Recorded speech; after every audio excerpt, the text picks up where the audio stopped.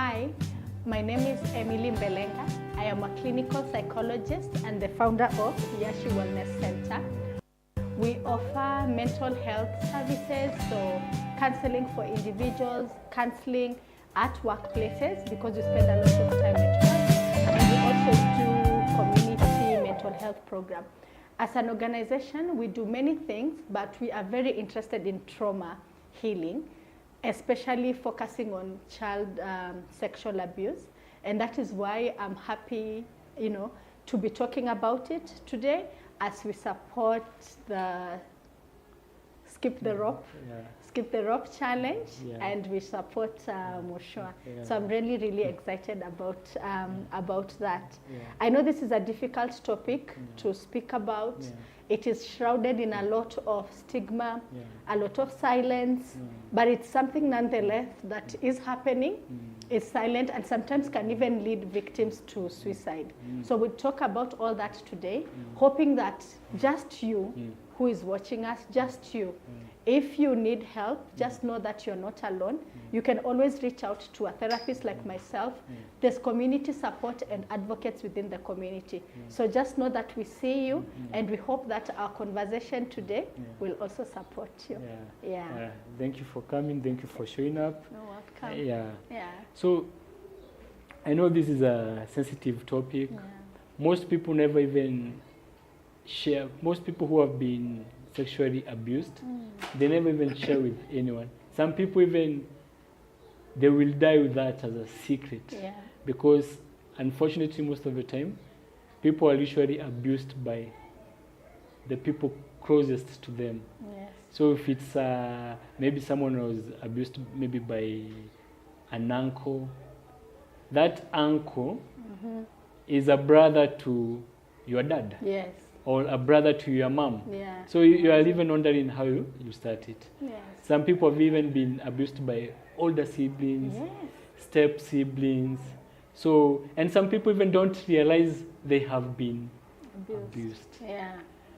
So there's a song, I don't know, ni ya bongo ama ni coast ati nianze na wapi nimalize na wapi tululu. You know it? I know it.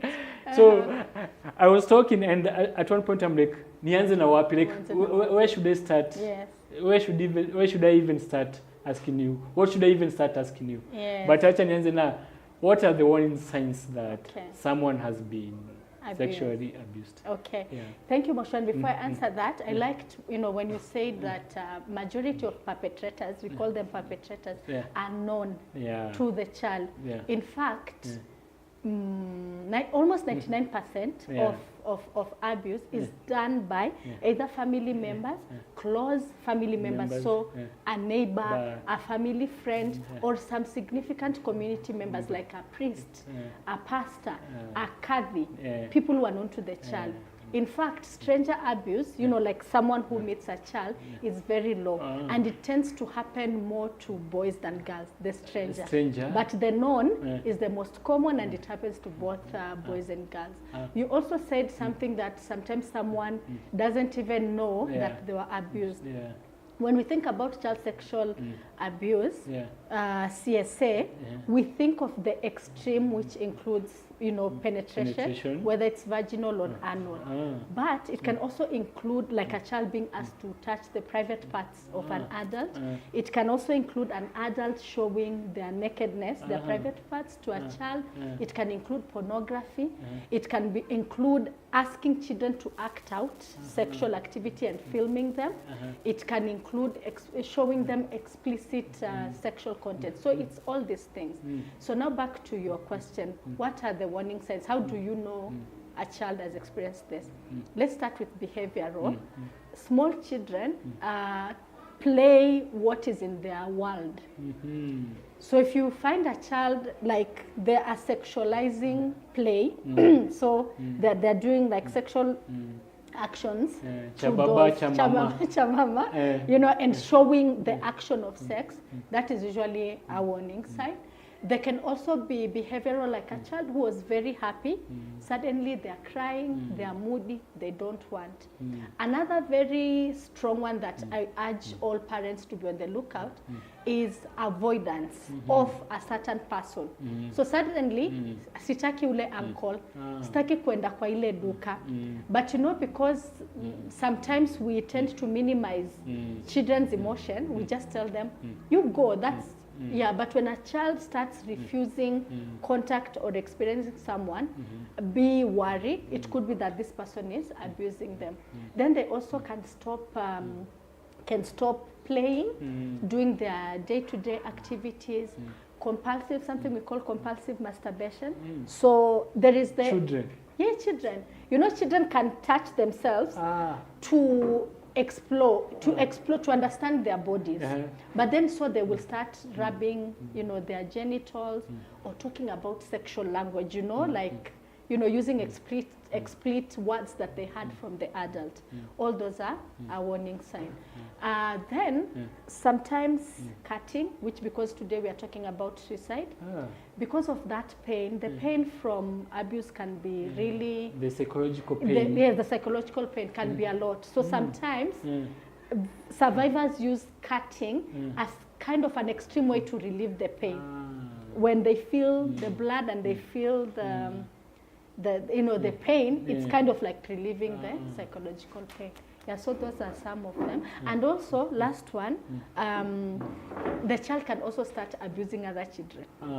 Yes, because now they have learned these things, they don't know what to do with them, so they can also start abusing other children. Yeah, so those are some of the warning signs. You know, for the past 2 days when you have been recording this, I've really opened up, and I didn't think I'll be opening up so much to the public. Yeah, okay. But, you know, sometimes when people get abused, they don't know they were abused. No. So when I was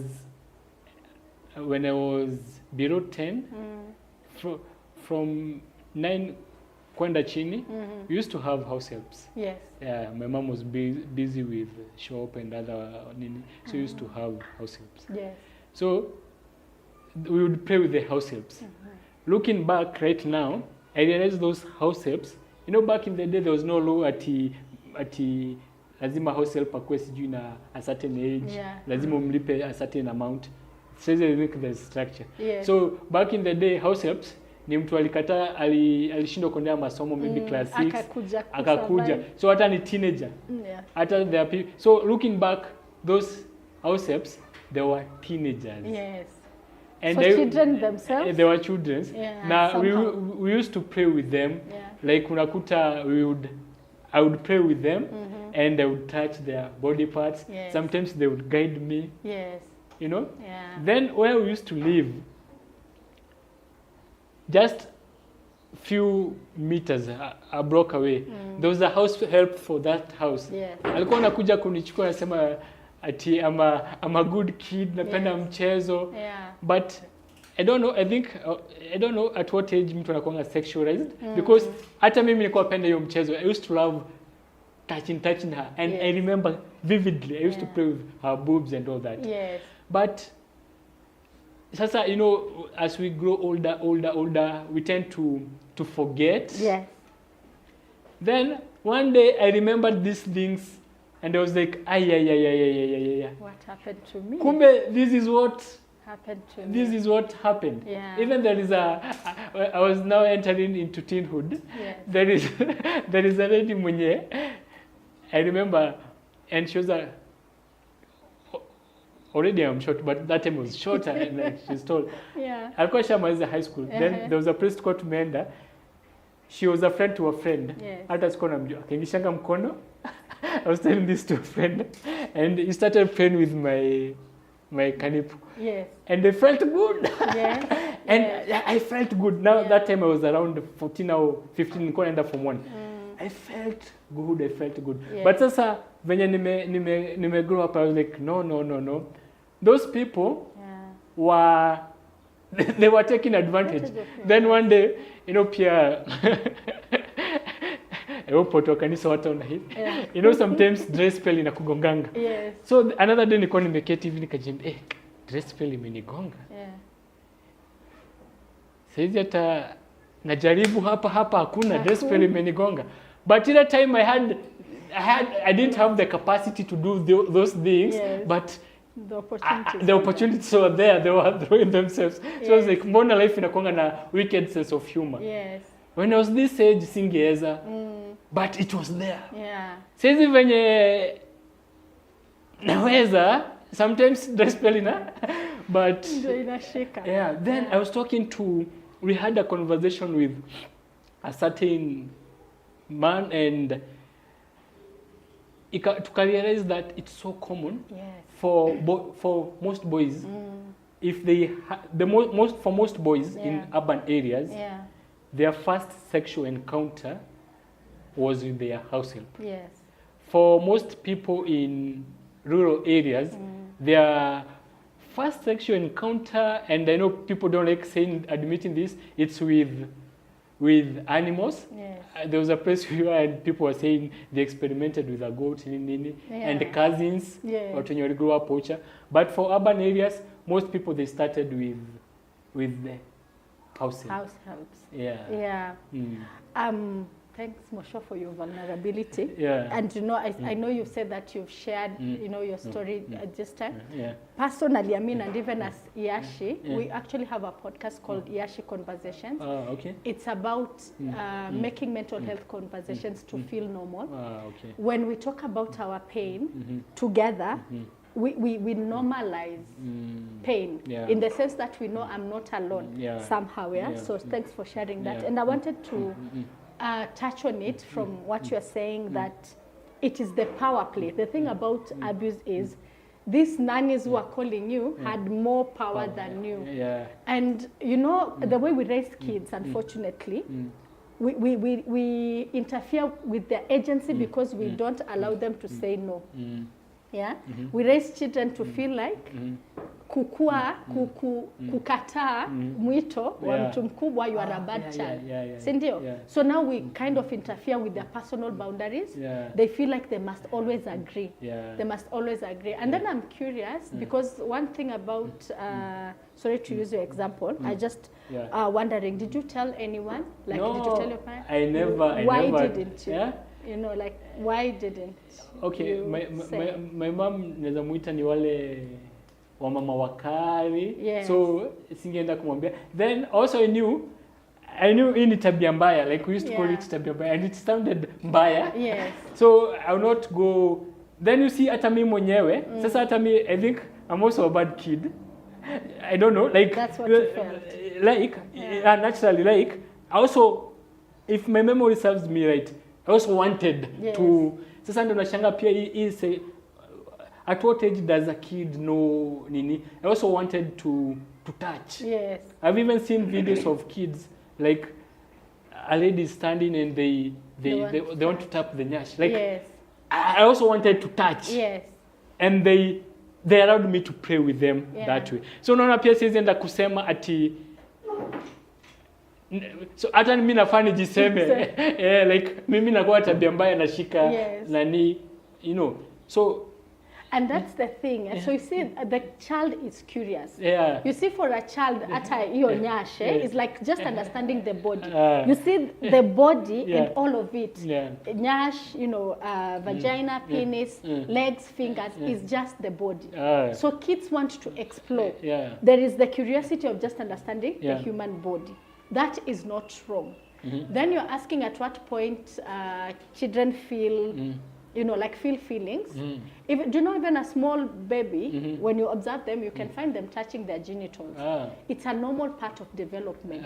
But we shame it, so we don't know that the child is exploring themselves. Then one time I've had a survivor of sexual violence that I was taking through therapy, and they told me they felt very confused because they were violated, but they liked it. They had an orgasm.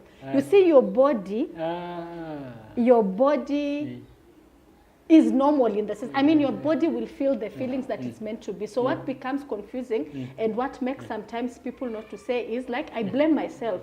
I felt good. I liked it. But it does not change the fact that this was unwelcome. There was no consent. I did not want it, even if my body, so someone feels like their body betrayed them.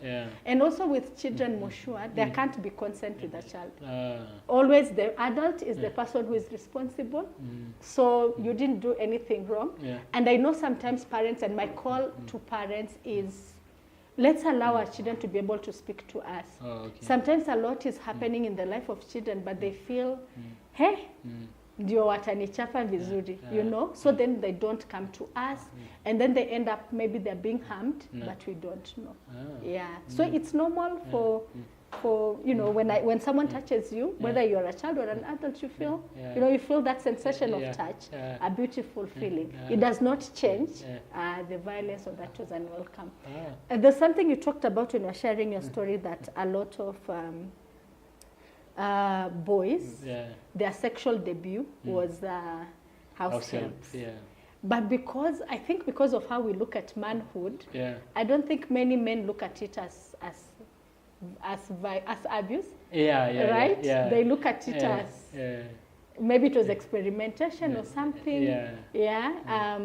Because I think we also don't give men space to speak. It's actually very few men who have come out to say that they have survived, you know, violence, even extreme violence. Busy. Okay. All right. You know, maybe I will digress a bit, but I don't know, with men, I don't know, it's the ego that drives us. We always like talk big, exaggerate, you know.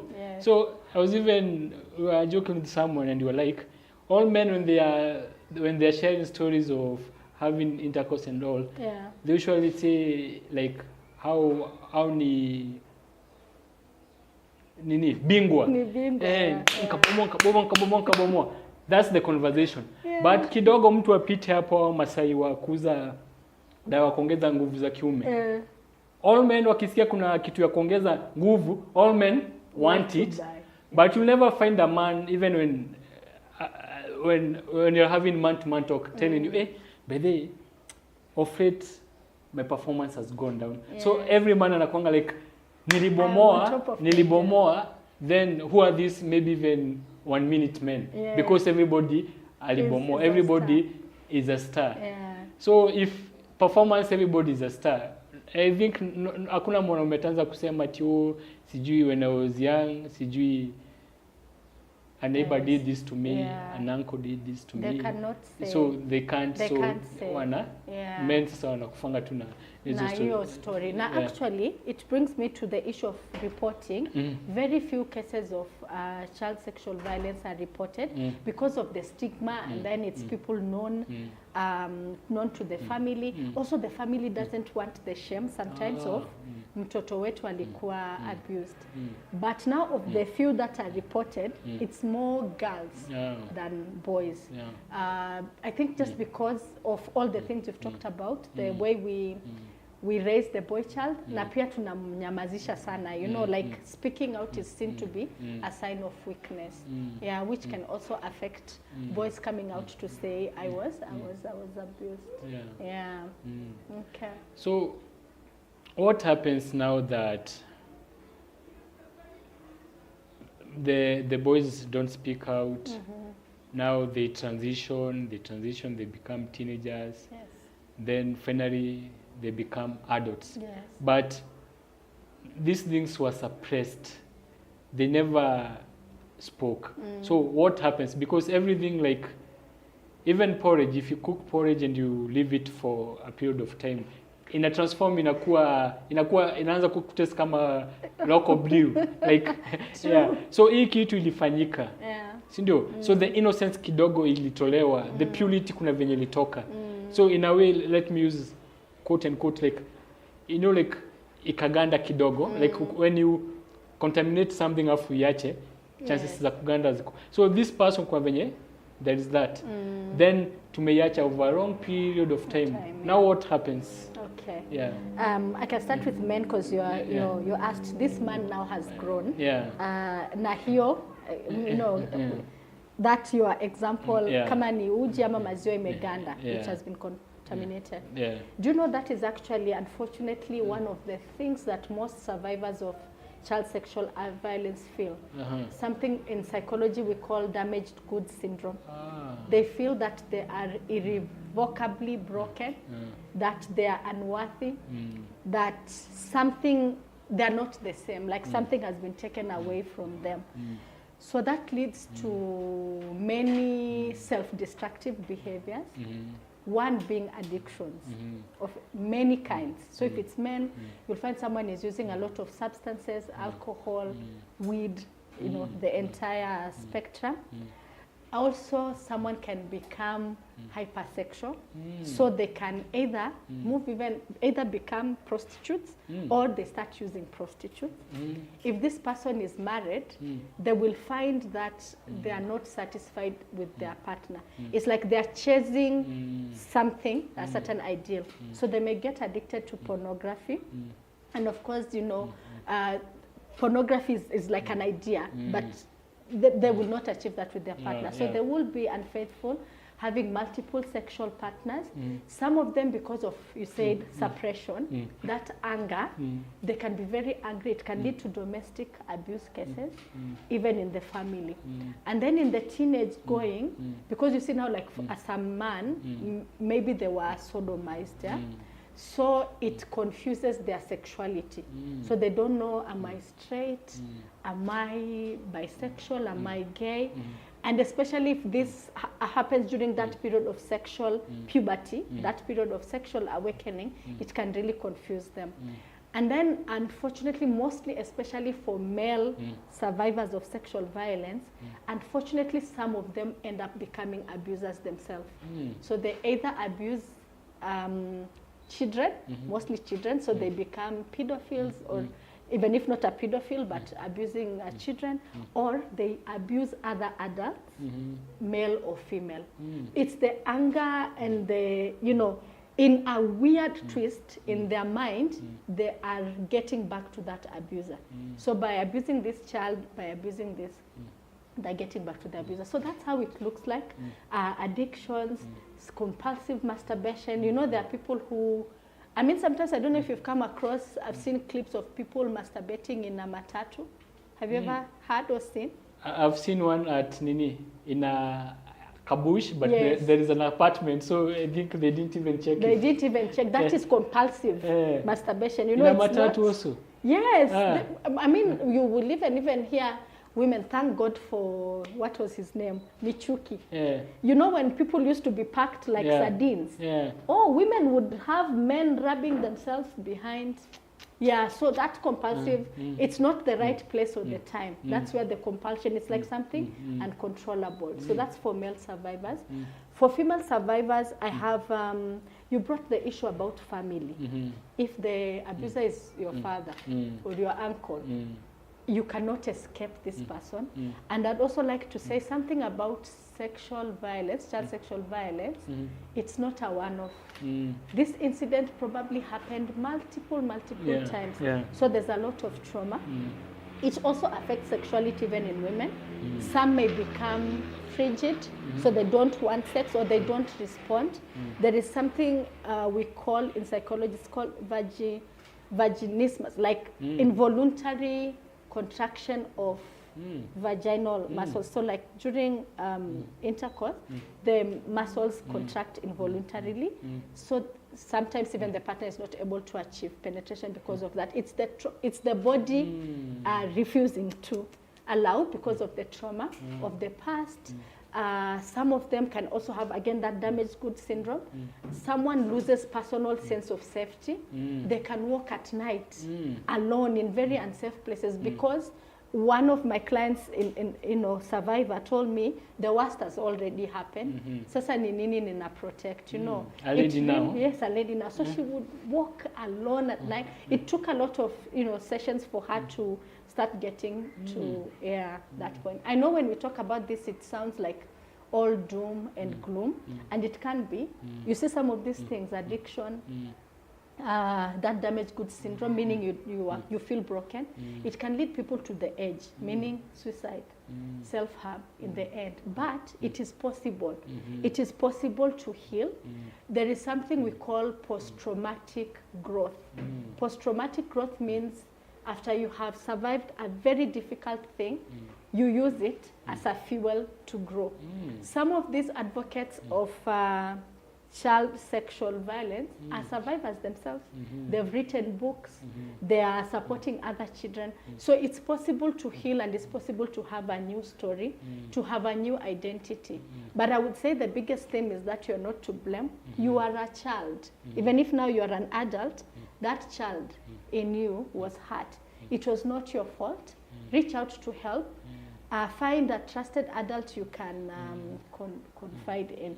And Moshua, I'd like to say, because we touched a little bit on that, one of the differentiators of healing or surviving violence, even as an adult, is being believed.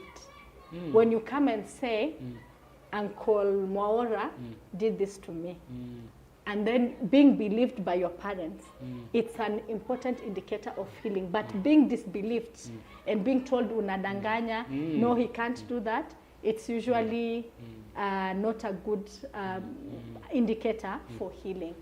Yes.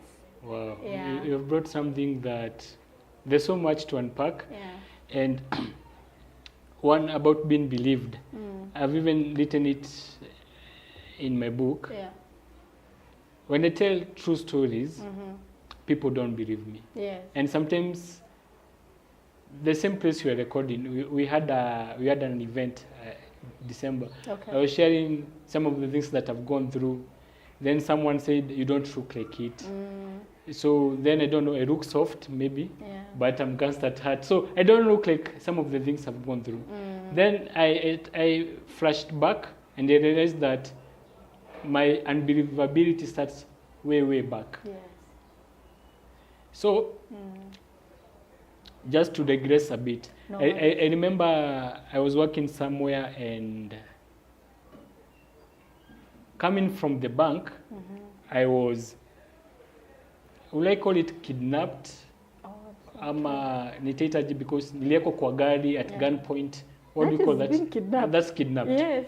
Yeah. Then pesa zikachukuliwa na nikaenda nikatupwa place inaitwa Kingero, said za Wangige. Then whoever wenye walifanya hivyo wakaenda. Yeah. Then we reported to cut the long story short, we reported the case. Okay. Because hata mimi mwenyewe simu yangu ilienda, I had been in at gunpoint. Yeah. So when we reported the story, the DCI officer mwenye alikuwa na handle your story, aliniambia you can make a good script writer or Nigerian movies. Yeah. They were like, okay, kama mtu ameona gun. But then I became so angry with them. I was like, should I be grateful I'm alive? Because at one point I was pleading with these people for me to not kill me. Yeah. And they were like, do you have a family? Do you have kids? So I was pleading, nimechoka kuplead now. I started even repenting. Yes. I repented that this is a grandma's a nanny. Yeah. So I was ready to die. So you are ready to die, yeah. Then when they didn't kill me, then I became disappointed because I knew one of the, as a Christian, although not a very good Christian, I usually tamani one day nitaenda heaven. Naona. So heaven so nilikuwa nimeona chance heaven nimekam, nimerepent, hadi nilikuwa na feel kabisa nimerepent. Then they didn't kill me. Yeah. Then so much happened. Then tunaenda kureport kesi almost jioni na hii kitu ile happen morning now said something. Yeah. So they're like, oh, you can make a good script writer. Nikajaribu kuexplain. So hata kuna mtu aliona nikitupwa. Yeah. But akaogopa the story nini. Yeah. So it was I stayed in remand prison for 2015 December. Nilikula Christmas remand prison. Yeah. Then hata New Year 2016 menini. Then one year of court case. It's so nini. Yeah. Then nikaanza kuangalia maisha yangu going backwards. Yes. That's not being believed. Yeah, not being believed. Nikona another incident when I transferred to a new school that the new school yenye niliendanga na ilifanya nikuwa traumatized sana. So my deskmate alikuwa amebeba githeri imeharibika na akaspoil they farted. Then I don't know who teacher alikuwa weird case gani. Akasema ni nani? Hebu msianeni. I knew it's this person. But because a week earlier niko tu hiyo shule pen ilikuwa imeibiwa na nikasema then nikapatikana mwenye alikuwa ameiba akasema hapana kuichukua maybe ili tukimove classes sijui ilianguka kwa bag yake accidentally akapigwa na kwamba wewe uliwasema mimi umekuja ni kama umekuja kusema sema watu. So when this guy I knew ni yeye I didn't have to na hata ndio kama beba githeri imeganda ama nini I didn't sema ni huyu. So me I was hoping sijasema hata itaisha tu hiyo story itaisha no one hata nini. Then he pointed at me and now blamed you and blamed me. Nikaangalia tena another incident like now at the family level. When I was a kid, so kuna space between 5 years between me and my bro. So my bro had back in the day kulikuwa na cutex I think ilishanga. So alikuwa amepaintiwa mkono ya right. Alafu vizuri tu. Then nikaulizwa nani alifanya. Music I don't know. Then sasa nilikuwa mtu sikuwezanga ku understand. Nikaulizwa okay ni sawa if it was mkono wa kushoto ningeelewa the conversation was in Varaka. If ilikuwa mkono wa kushoto ingekuwa ni mkono wa kushoto ningeelewa but sasa hii mkono wa kulia hizi kwa ni alijifanya na amezifanya vizuri.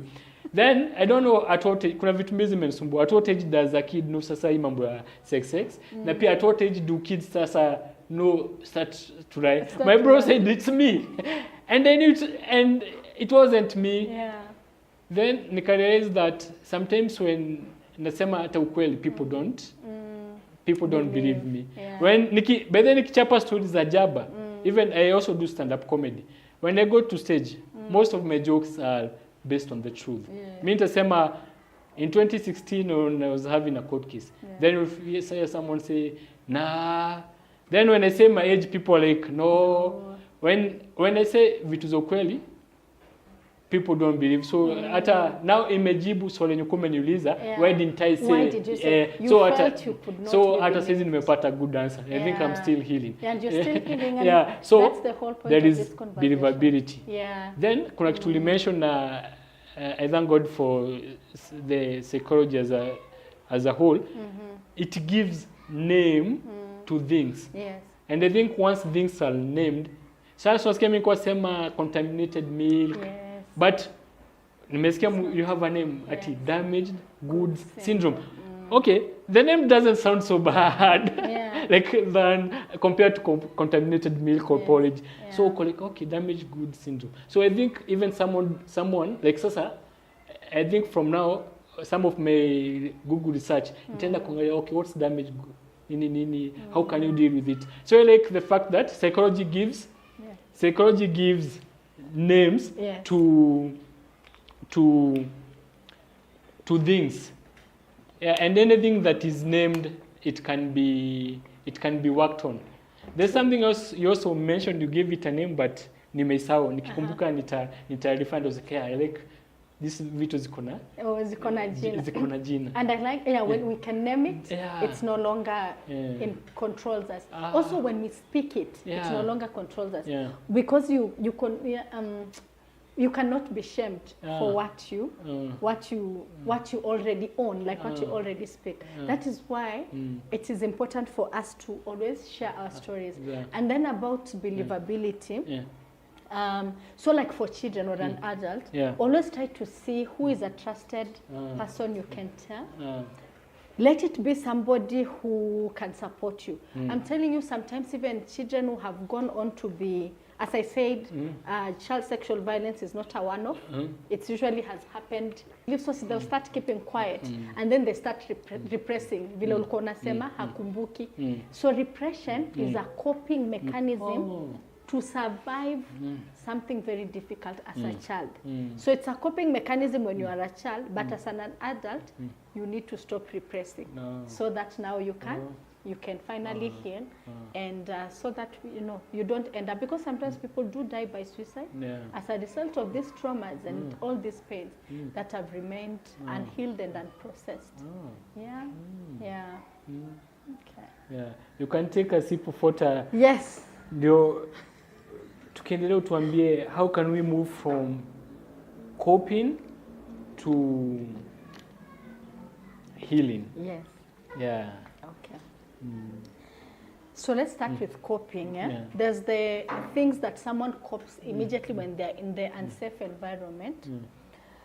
One time I mentioned that we also do community mental health programs. Okay. And so one time we were doing a research. It was actually a research on nutrition. What are the drivers of malnutrition in adolescents? And one of them actually was poor, like family dynamics, including sexual violence. And so there was this child who we reported, because even for me, therapy is confidential. Nothing. I'm not your. For people who are Catholics, I'm not your confessor. I mean, I will listen, but there is no judgment. That's what I want to say. And there are only few instances where I can break confidentiality. One is when someone is suicidal. I must break confidentiality, because suicide plan, when you're helping a client with a suicide plan, it means they need to have somebody they can call apart from you, the therapist. So already by that you've broken confidentiality. If a client says that they're planning to commit murder, you are bound by ethics to disclose. And now in cases where there is violation, yes, so this girl was being abused by the father. And so, we reported and the police went to rescue her. But, she said that, sasa mkichukua baba yangu, she was orphaned. So the father was the sole living parent and provider. When you take, yes, my father is abusing me, but if you take him, who will feed me, who will clothe me? So there is a lot of, I was just saying that to say, child sexual abuse, the coping and the healing is very complex. Does Stockholm syndrome also, yes, it happens over time. Now they start, there is, people don't just violate children from leo nimemwona. There is something we call grooming. So they prepare them psychologically, making that child feel special. I don't like your mother, or I don't like, or adults are not beautiful, but you are beautiful, or you are very mature for your age. A child should not be mature for their age, they should be their age.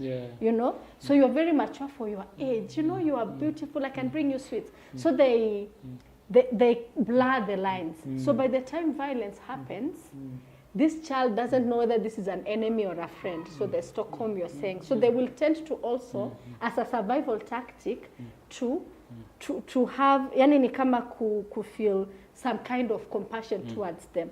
And then also, sometimes there are threats involved. They will tell them, if you tell someone else, I'll kill you, or I'll kill your mother, or I'll hurt your brother. So these things also makes the child to repress and keep quiet. So there are things that substance abuse, as I mentioned, it's one of the ways people cope. Unaweza pata mtoto mdogo hata anakunywa pombe to try and numb that pain. I said cutting.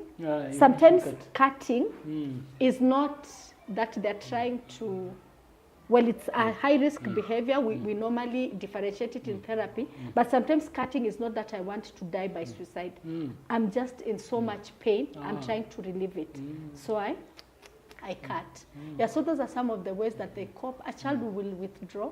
A child who was suddenly happy, they're no longer playing. That's one of the ways they will cope. Then, now the journey of healing starts. Healing can be immediate, short-term. For example, if a child starts the journey of healing while they are akiwa mdogo, they will heal from the trauma much faster than if you come as an adult client. But it does not mean that the adult client cannot heal. It's possible to learn, first of all, boundaries. One of the things that many survivors have is poor boundaries. Because they were violated and all this thing of feeling unworthy, they end up into people pleasing. So they end up saying yes, yes, yes to everything because they want to be liked. They get their validation now externally rather than internally. Yeah, it's a long journey. In terms of therapy, we use something called trauma-focused cognitive behavioral therapy. I know jargon, but trauma-focused cognitive behavioral therapy helps you to reframe the thoughts and behaviors. Yeah, and yeah, people have survived and gone on to live good lives. Some of them have reframed. I had an adult client who told me because of their experience with child sexual abuse, they were molested by their brother. Now they are very aware of the dangers. You can repeat that again, because repeat it, because most of the parents out there they will not expect something like that. No, they don't expect. Yeah. So you can just repeat. Oh, I repeat it, yes. What were you ni vitu happen? Yes. So this client was actually, as a child, she was abused by her older brother. Over periods of time. And I think it's years later that she confronted him and said, you know, I remember you violated me. I forgive you. Forgiving, sometimes for some people, the perpetrator is part of the journey of healing. But now this client was telling me that because of the experience, she's now very aware with her kids. That first of all, it's possible for kids to siblings. Yes. And also she realized that she must be present herself as a parent, herself and her husband, that they must know what is happening in their kids' life. Because she was saying that, I had actually asked her, of course you won't know who it is, but I told her I would like to use her story today. So she told me that her parents were not aware this was happening, so they would leave her with this brother. You know, they go to the shamba or their work. And so she has learned one thing to keep her kids safe by making sure always that there is a safe adult watching over them. So sometimes when people survive and heal, it can also be, you know, like this client was saying, she's a better parent because of her own experience. So she does not leave her children unattended, and she doesn't trust blindly, you know, which of course, if she probably didn't go through that, she might have been a different parent. We only auntie to, you know, it's the parents. Huyo ni auntie tu, huyo ni uncle tu. Yes, and then this thing, Aki parents, please, don't force your children to hug, to go to sijui uncles, aunties. You know, wewe ni ndugu yako, but kwa mtoto this is a stranger. And as you had said, Moshua, and I can confirm, even research, majority of violence cases are known. It's family members, neighbors. So huyo ni auntie, huyo ni uncle could be harming your child. Then believe your child. Believe your child. I know you asked at what point do children start lying. I think it's I don't know, because you mentioned Christianity and I'm a Christian myself. I think it's that fall of man. We have an innate fallenness. Nobody teaches people like, I want to use the example of my daughter who is 5. I mean, there's one time she was, what was it she was doing? She was, you know, she was playing and I could actually see she's the one who has broken her toy. So I just came and asked her, she's called Imani, who has broken your toy? You know, she looked at me straight in the face and then said, it's Auntie Fanny's, the nanny. And I'm like, I saw you. At 5 years. At 5 years, no one has taught her, or sometimes you're feeding her and if she doesn't want to eat, she'll tell you, Mama, I'm still chewing, but I'm still chewing. But you can see she doesn't have. So I think no one teaches anyone to lie. It's an innate, the thing, the fall of man. I think we are born with You're like, at 5 years, in a sound like she already has 3 years experience. Right. Because I'm like, I saw you straight in the eye, and that time the nanny is in the kitchen watching this. I'm like, I saw you, and then so I started telling her, you can tell me things happen, because sometimes it's fear. It's fear that drives children to lie. So it's like, you can break a toy, we might buy another one, but if you lie, we won't buy another one. So you see, no one trains, but believe your children. So I wanted to say, children would lie about those, like my daughter, I have food in the mouth, or auntie broke my toy. But highly unlikely that a 5, a 6, a 7-year-old can tell you, uncle touched my susu, or auntie told me to touch her breast, and it's a lie. Highly unlikely that they will create such scenario because they've not started sexualizing. So believe your child, protect your child. You are the first ambassador of your child. So believe your child, first before other people believe. Yes. As you talked, something different hit me. Yeah. Still on believability, children and lying.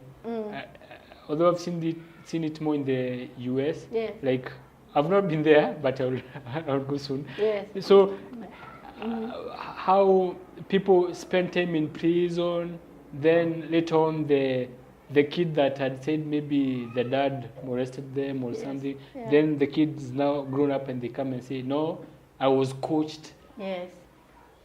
Yeah, it did happen. Yes. Even Kenya, I've seen several cases, like mtu anasema baada ya pana, it didn't happen. Sijui mama wanted dad to go to prison, sijui we take land or something. So, have you encountered those cases where also the same children, like they lie against maybe an uncle, a father? I have. Like I remember that story you said, it was even featured, I think, in Crime, NTV Crime. This man was jailed for many years, and it turned out it was the wife who had coached the daughter just to put her. But you see now, this is like an adult manipulating a child. Those cases are rare, and it's usually like a thing like that, an adult manipulating a situation because they wanted to hurt the other adult. Most of the time, cases of violence, especially against children or even adults, are usually true. We'd rather err on the side of trust than the side of disbelief. In fact, you reminded me, Moshua, I saw another clip I'll send you. It was really hilarious. It's someone who was showing how we would treat victims of other crimes the way we treat victims of sexual violence. So it's somebody who comes in, they had been robbed, and then the police ask him, oh, you look rich. Did you make this person rob you because you look rich? Because how do we ask victims? How are you dressed? How are you dressed? Did you come on to them? The victim is always, it was not their fault. So we should believe the victims more than we should believe the perpetrators. It should be the... So, I find that when it comes to therapy is a bit sensitive. It's like telling someone you need deal, or gifting someone deal. They're like, am I stinking? Born and gift. Funny enough, I have this whole thing that is a funny encounter to all this. So last year, right now I'm working with a mental health organization called Joshua Resource Center. The director is called Damisa. So last year at an event that happened last year around February, I was not even part of the speakers. Then something told me, Fix too, I have something, I feel like I can talk. So Fix at an event ilikuwa imeisha, prayers ilikuwa zimesema but nikatoa mic. And I shared.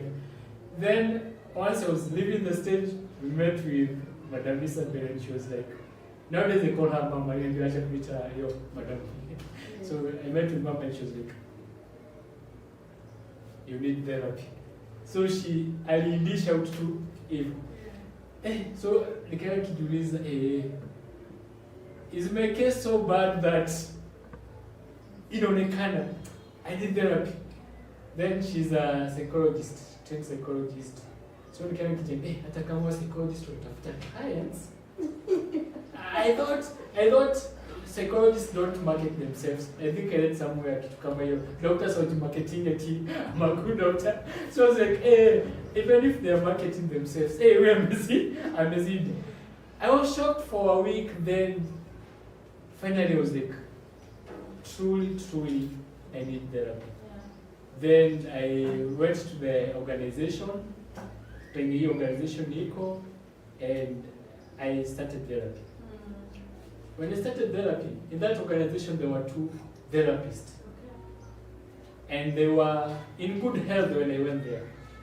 Mwenye nilipewa, after nimeenda I don't know, nilioffload too much. I think now nime mature a bit. Even when I'm offloading, I will offload kidogo. I think I offloaded too much. Do you know the therapist? Aligojeka. And next time nikamjua ayuko. And I know there are so many factors. It's my offloading, but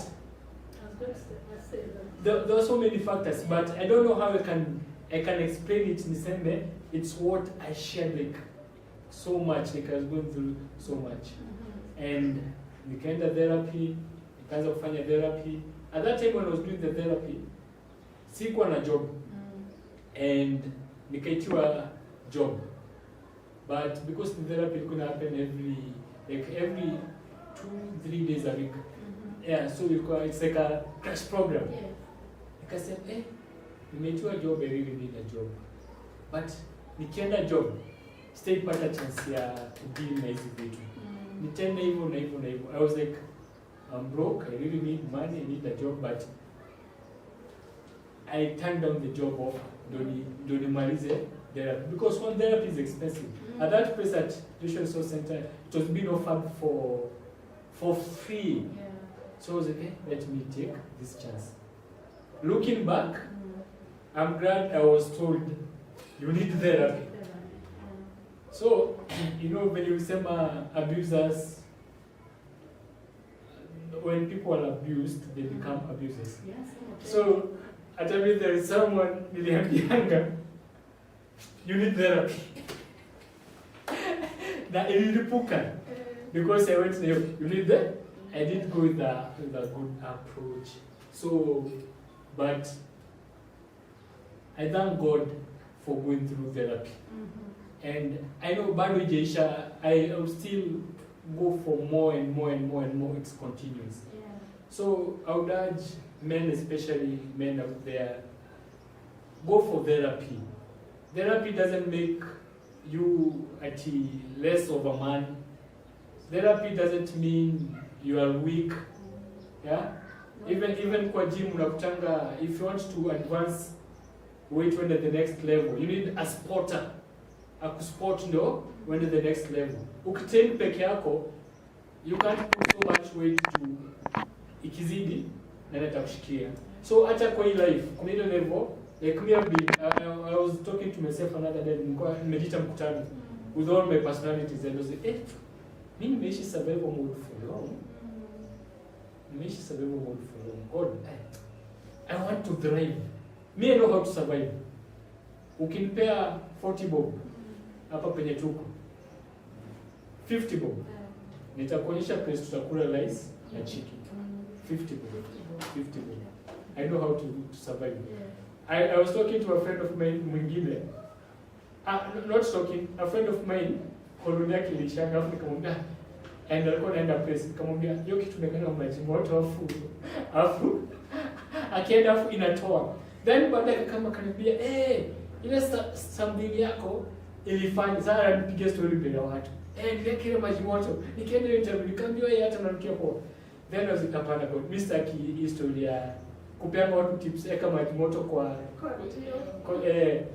how about nikuwe the person mwenye najua different types of cologne, the person mwenye najua different types of good hotels. Nisikuwe tuna there's a survive na 50. Yeah, sijai kula Italian cuisine, Chinese cuisine, bora ni experiment hizo. So nilijita mkutano nikajiambia, nimekosa mimi mood for long. Miaka inasonga. There's no so much time. Hii miaka tuambia utaishi 70, wengine ni bonus. But nilijipea target niishi 110. But 110 mbona hata sio miaka mingi. Nikajiambia, I need to start living. But just like in the gym, if you want to add weight, you need a spotter. I need spotters. So I've been talking to people, and pia nitapongeza kwa watu nitakuona nyuma ya tent. There is much I need to offload and yes offload hapa kwa camera.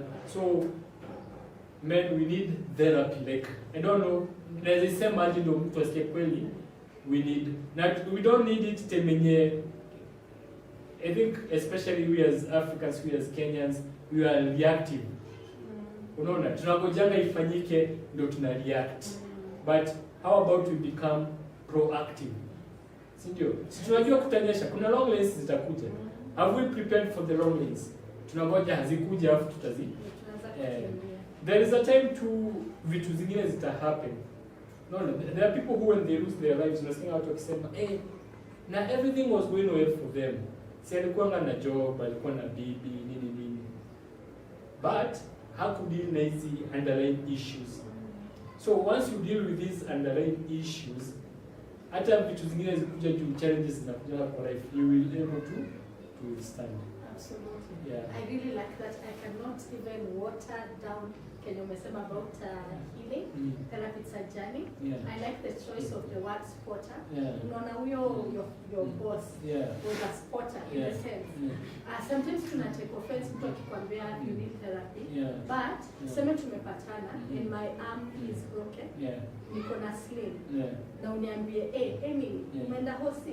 Why don't I get offended when it's physical illness? We only take offense when it is mental illness. But we are our minds and our body. There's nothing wrong in seeking for therapy. A therapist is someone to just hold space for you and to help you in that journey of healing. Vile umesema ni lifelong.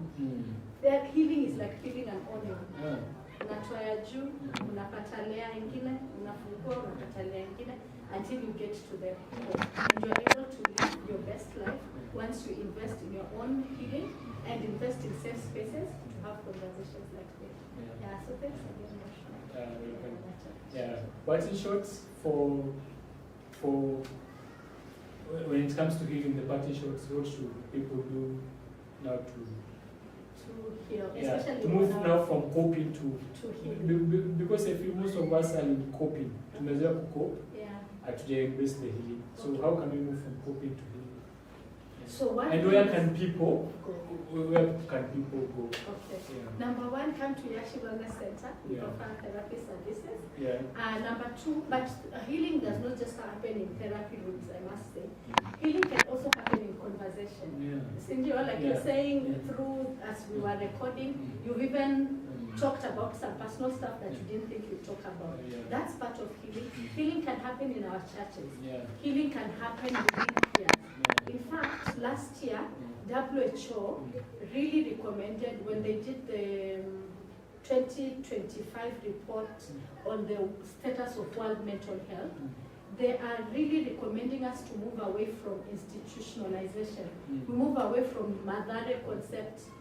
We move into communal healing. So peer support, safe spaces where we can be able to say, I went through that, and you can say, I went through that. And we can heal each other. However, not all healing will happen within safe spaces. We need to know what we can refer. For example, someone who is actively suicidal, you with that person, probably, you may not know the skills to de-escalate them. So they don't need to go to Madare, or they don't need to see a clinical psychologist like Emily. But before we get to that crisis stage, even within ourselves, listening to each other, having a safe space. But I have to say also, you need to know who is a safe space for you. Not everybody is a safe space. Mwingine unaweza kumwambia kesho unapata ni post TikTok. You need to know who is a unapata status. Watu wanapitia mambo. Yeah, so you need to know who's your safe space. Also, sometimes someone can be your safe space, but it's not the right time. Before you offload, ask somebody, is this a good time to listen? You see, even myself, I'm a therapist. I book my clients. So here 9 to 10 or 10 to 11, Moshua anakuja.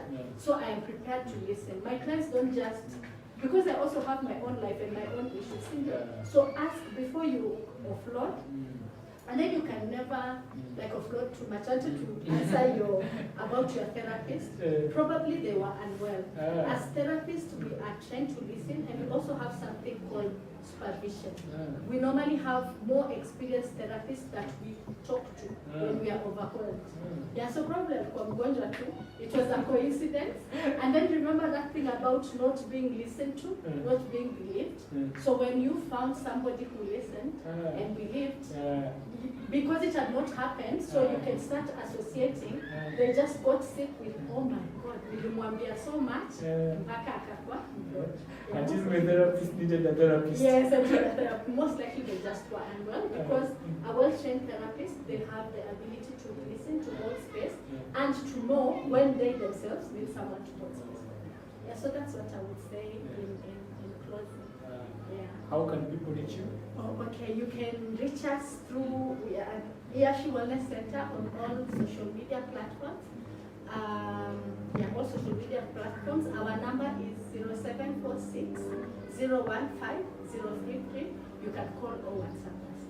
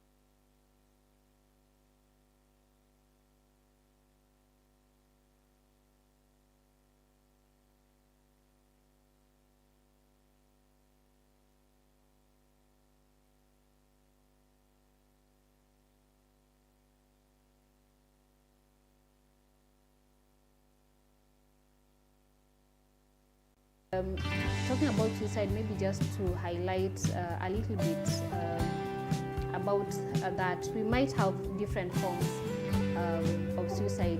Some maybe have attempted suicide, some have succeeded, some have these suicidal ideations or just thinking about committing suicide. So it actually starts from the point of thinking about it, planning to commit suicide, attempting it, and eventually maybe now getting successful. That is when it is fatal. So because of the traits of the youth, you realize that they often act on temporary emotions however, these temporary emotions end up having permanent consequences because they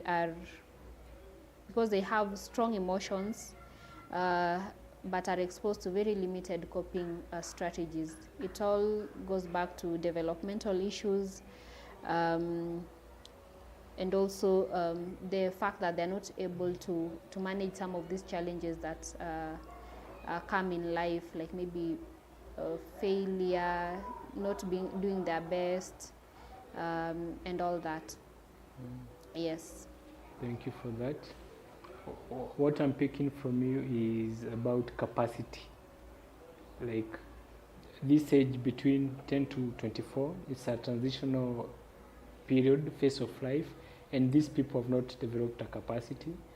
And I'm linking it to an experience that I had. Nowadays, I spend most of the time in my office, at the office that I work in. I even found myself sleeping there. And what is an issue? What is an issue in most places? Some places in Kibra. So what is an issue? And we usually buy water, but one day I was there over the weekend and water came unexpectedly. So I connected the pipe and I filled one of the tanks. It is around 210 liters. But the water came throughout the day. So when that tank got filled, like there was no capacity to hold more water. We have a bigger tank, but now we don't have a pipe that, because of gravity and all. Then, so this water, because we have so many people that come around, and the water is being used. So this water lasted maybe 2 to 3 days. But if we had capacity to hold the water for long, we would not be having issues with water. We also have a bigger tank now that is 2,100 liters. Then when it was raining, this time for floods and everything, that tank got filled in 2 days. It was heavy rains, and yeah, my condolences to all people who lost their lives during those floods. The tank filled within 2 days. And I was like, okay, what if there were so many other tanks? What if also the whole of, now as we are lucky, now we have that bigger tank. What about other people in Kibra maybe?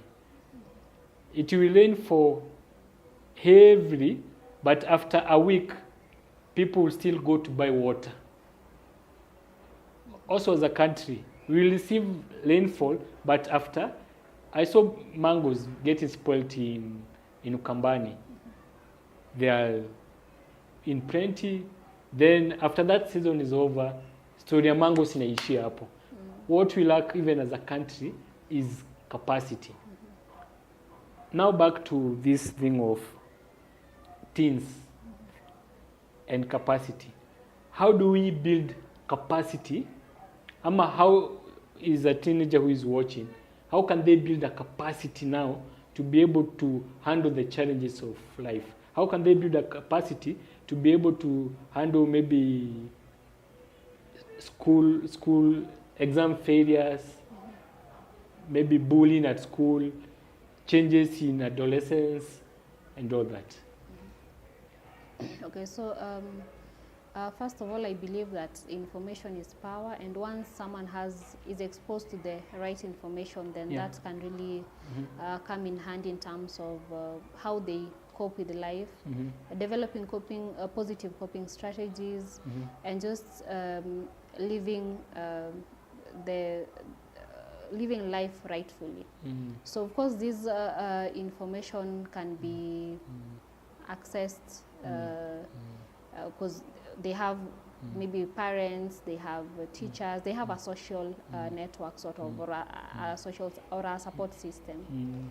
So having that information, realizing that this is a transitional period, and these are normal things that occur to us, So that can help them to come to acceptance of who they are, and also learn how to live with those changes that they actually experience. Changes both physically, emotionally, and even psychologically. So that is one aspect. And it's also important to be able to ask yourself as a youth or as a young person, are you well equipped in terms of managing your emotions, your feelings, your thoughts and all that? Because that also comes in handy. I talked about involving in risky behaviors, for example.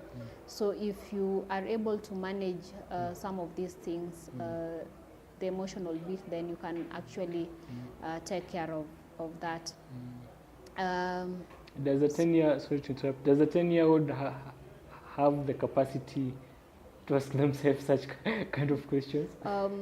Of course not, but there is also offering age-appropriate information or guidance according to the age. So of course how you'll tell a 10-year-old to manage maybe their emotions is totally different from a 15-year-old or a 24-year-old. Yeah, so that is why it's important to package that information in regards to age. But training starts from that tender age. We cannot assume that a 10-year-old knows nothing about mental health or suicide. So training starts as early as possible, but you have to package the information in a way that this 10-year-old will receive and understand. Yes. So again, when we're talking about managing for the youths, it calls for positive coping strategies and not destructive behaviors or harm or behaviors that can cause them harm. For the teens, more especially, they are thrilled at or they focus more on the emotions. They do not look at the logical bit of the consequences or the outcome of the things that they indulge in. So even for suicide, they'll be like, I'll just end my life, and that is it. They'll not want to look at what happens after I'm dead, or what happens once I'm gone. Will there be any impact, or is it just, for them it's a question of, this is how I'm feeling now, and I want this feeling to end. Yeah, and that is how it ends. So the issues of maybe considering the consequences and looking at the impact that they might experience is actually, little do they go that way. Yeah. How are the numbers like? So actually generally suicide is the second or third leading causes of death in Kenya. In Kenya? Yes, in Kenya and even globally. Actually globally, yes. Yeah, so the numbers are very high because globally about 720 to 800,000 people die of suicide annually. Yes, and there's a research or an article that was written in 2023 that it says that 1 out of 4 people actually die of suicide, and globally 1 out of 4. 1 out of 4. Yes, and yeah, every day, every day. Sorry, let me just correct that. Every day, 4 people die of suicide in Kenya. 4 people in Yes, Kenya. 4 people in Kenya, and then globally, 1 person dies every 40 seconds. So that can be a very, very huge number when you translate the numbers to an annual basis. And of course, among these suicide cases, you realize that 73% of them actually occur in low or middle income countries or communities. Yeah, and from where we see it, actually this is one of the low income areas. So we can also ask ourselves, how are the numbers in terms of the community where we come from and the community that we serve? When we talk about numbers, it is not very explicit out there in terms of the reported cases, even from the community that we serve, because less research is done. Some of them are not even reported or documented. So of course the numbers can actually be higher than that. And among adolescents, up to 17.5 of the cases are actually reported. Yeah, so if those are reported cases, then those that are not reported are actually very, very high as well. Yes. So in terms of numbers, yeah, that is what I can say. And it's unfortunate that most of these people that either experience suicide, attempt suicide, or die from suicide actually are not exposed to the mental health support that they require. Yeah, so there's still a very big gap in terms of access to mental health services. Yeah. Indeed. Thank you for the breakdown and for the numbers. I was reading another report that said, was it a report or a study that was saying that the number of people who die because of violent deaths, such as wars, murders, all combined. So for every one death because of war and murder and all that, 4 people die of suicide. So someone is more likely to die with their own hands than at the hands of like you're a Christian, I presume. Yes, I am. A devoted or a part-time? Devoted. Awesome. So there's that prayer of, Lord, protect me from my enemies. There's something, Lord, protect me from my enemies. David was speaking in the Psalms that, oh, my enemies are pursuing me. Then now when it comes to suicide, sometimes we are our own enemy. Like when you look in the mirror, the person that you need to pray, the chances of maybe a bomb, depending on which part of the world you are in, but the chances of maybe you being killed by someone or a bomb killing you is 1, but the chances of you taking your own life is 4. So you just pray, now Lord, give me wisdom to deal with myself. I think it's also a humbling experience, like when you realize you are your number one own threat. Yes, yes. Speaking of low and middle income, I have been actively in Kibera for around the last 1 year now, roughly 1 year. And the number of people I've had who have taken their lives, and I wonder if those are recorded officially. It's so many, it's so alarming. And the majority of those cases are men. And the majority of those cases, okay, love is also involved. There is a romantic aspect to it involved. Then, I don't know. I feel like when things are going well, like when how do I put it?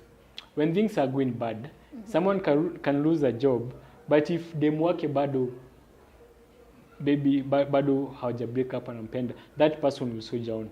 But if demu wake amtoke, like it is said around here, because some of those cases they are related to sijui alikataliwa demu wake, sijui demu wake alifanya nini. Most of them unasikia they are love related. And I believe most of them are also young people between the category that I just mentioned. Probably up to 24, 29, actually below 30. Because also science states that for anyone who is above 25 years, actually from the age of 25, that is when you are able to bear the consequences of maybe a loss and such hardship consequences. Probably because that is also when someone is mature enough, the brain is fully developed and all that. So I'm not surprised that most of these cases are people who are below the age of 24. And again, it comes with those are risks that are involved, like maybe loss of a job. Those are things that predispose someone to maybe suicide, and it's an additional loss if you have if you're not in employment, and then maybe your girlfriend or your boyfriend also leaves you. Yes. So for men, again, you've mentioned that most of the cases you've had are men. That is very true, because men maybe, let me say, maybe they do not, most of them don't have the capacity again to handle such like cases. Most of them fear being failures. Most of them rarely talk about their issues. They're very, they really keep to themselves, and like what will the community say if maybe I open up to them, unlike the females or women who talk to people. They have maybe groups, chamas for example. You can just go to a gathering of women and they talk about it. For ladies, even as something as basic as just talking, you've gone to the salon to do your hair, and that is a space that you can talk about the issue. So that helps them to let it out, unlike the men who hold it, and so eventually they just burst, and one of the ways is through taking their lives. Yeah. So that is quite unfortunate. Yeah. I know we were talking about this, but let's shift a bit to men. How can now men develop a capacity to maybe withstand the pressures of life, the disappointments and frustrations of life? Okay, men are also human, and basically anything that that's maybe the strategies that women use can still be employed by men as well. Men can start gossiping. Okay, not really gossiping, but just having that trusted person that you can talk to about your emotions, what you think, and especially if they're overwhelming. So having that support from people, from friends, you know, men, we can be men and we're very good friends, but I can never open up to tell you about what I am experiencing, because men, according to the society, are supposed to be tough and all that. So just maybe having that friend that you can confide in, that can be a step. Again, when I look at even the numbers of those who access mental health services, like counseling, most of them are ladies. Men rarely access such services. So just also encouraging them to seek the services. The services are out there. It's an encouragement that you can just go. A counselor or a therapist doesn't know you, will not judge you actually. That is the safest space that you can actually pour out your concerns, and you'll be supported. Yeah. So those are some of the ways that men can actually just manage the emotional issues that they're experiencing. But I also believe that more men have like also support groups, sort of boys club, people where they can just go hang out and all that. So it's not supposed to just be for going out to drink. There are constructive things that actually you can do within those spaces and just release that emotional overwhelm that you're experiencing. Yeah. I can tell we are one in the spirit, because you haven't read my book yet, but you have mentioned something that is in my book. I paused and reflected that, why is it that, yes, more women attempt, but it's more men who die of suicide? What makes women not? Because even for the 4 suicide cases in Kenya, roughly it's like, it's 1 to 3. For every 1 lady, it's 3 men who are dying. So what makes men, so okay, there's that aspect of men tend to use more lethal methods. Yeah. So most of the time it succeeds. Yes. Yeah. Also, but other than that, women, what's different about men and women? One, I was looking at women are more into self-care.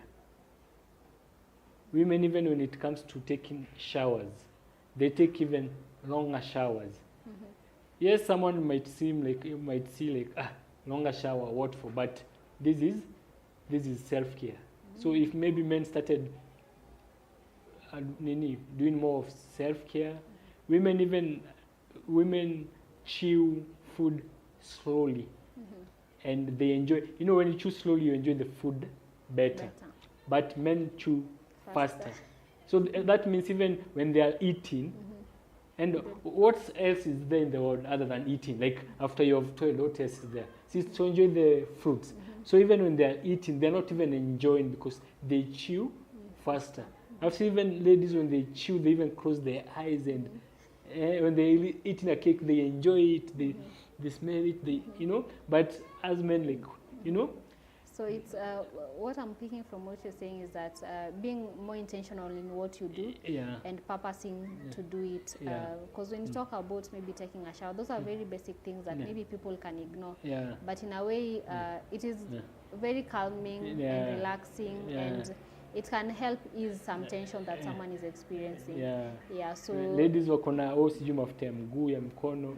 Maybe men hawafai yoyote, but unakuta hata there are many men, if they know mguu hivi, you can see ashes, like hata ajipaki mafuta. And we don't self-care as much. It's not a priority to men. Self-care for men is a bit down.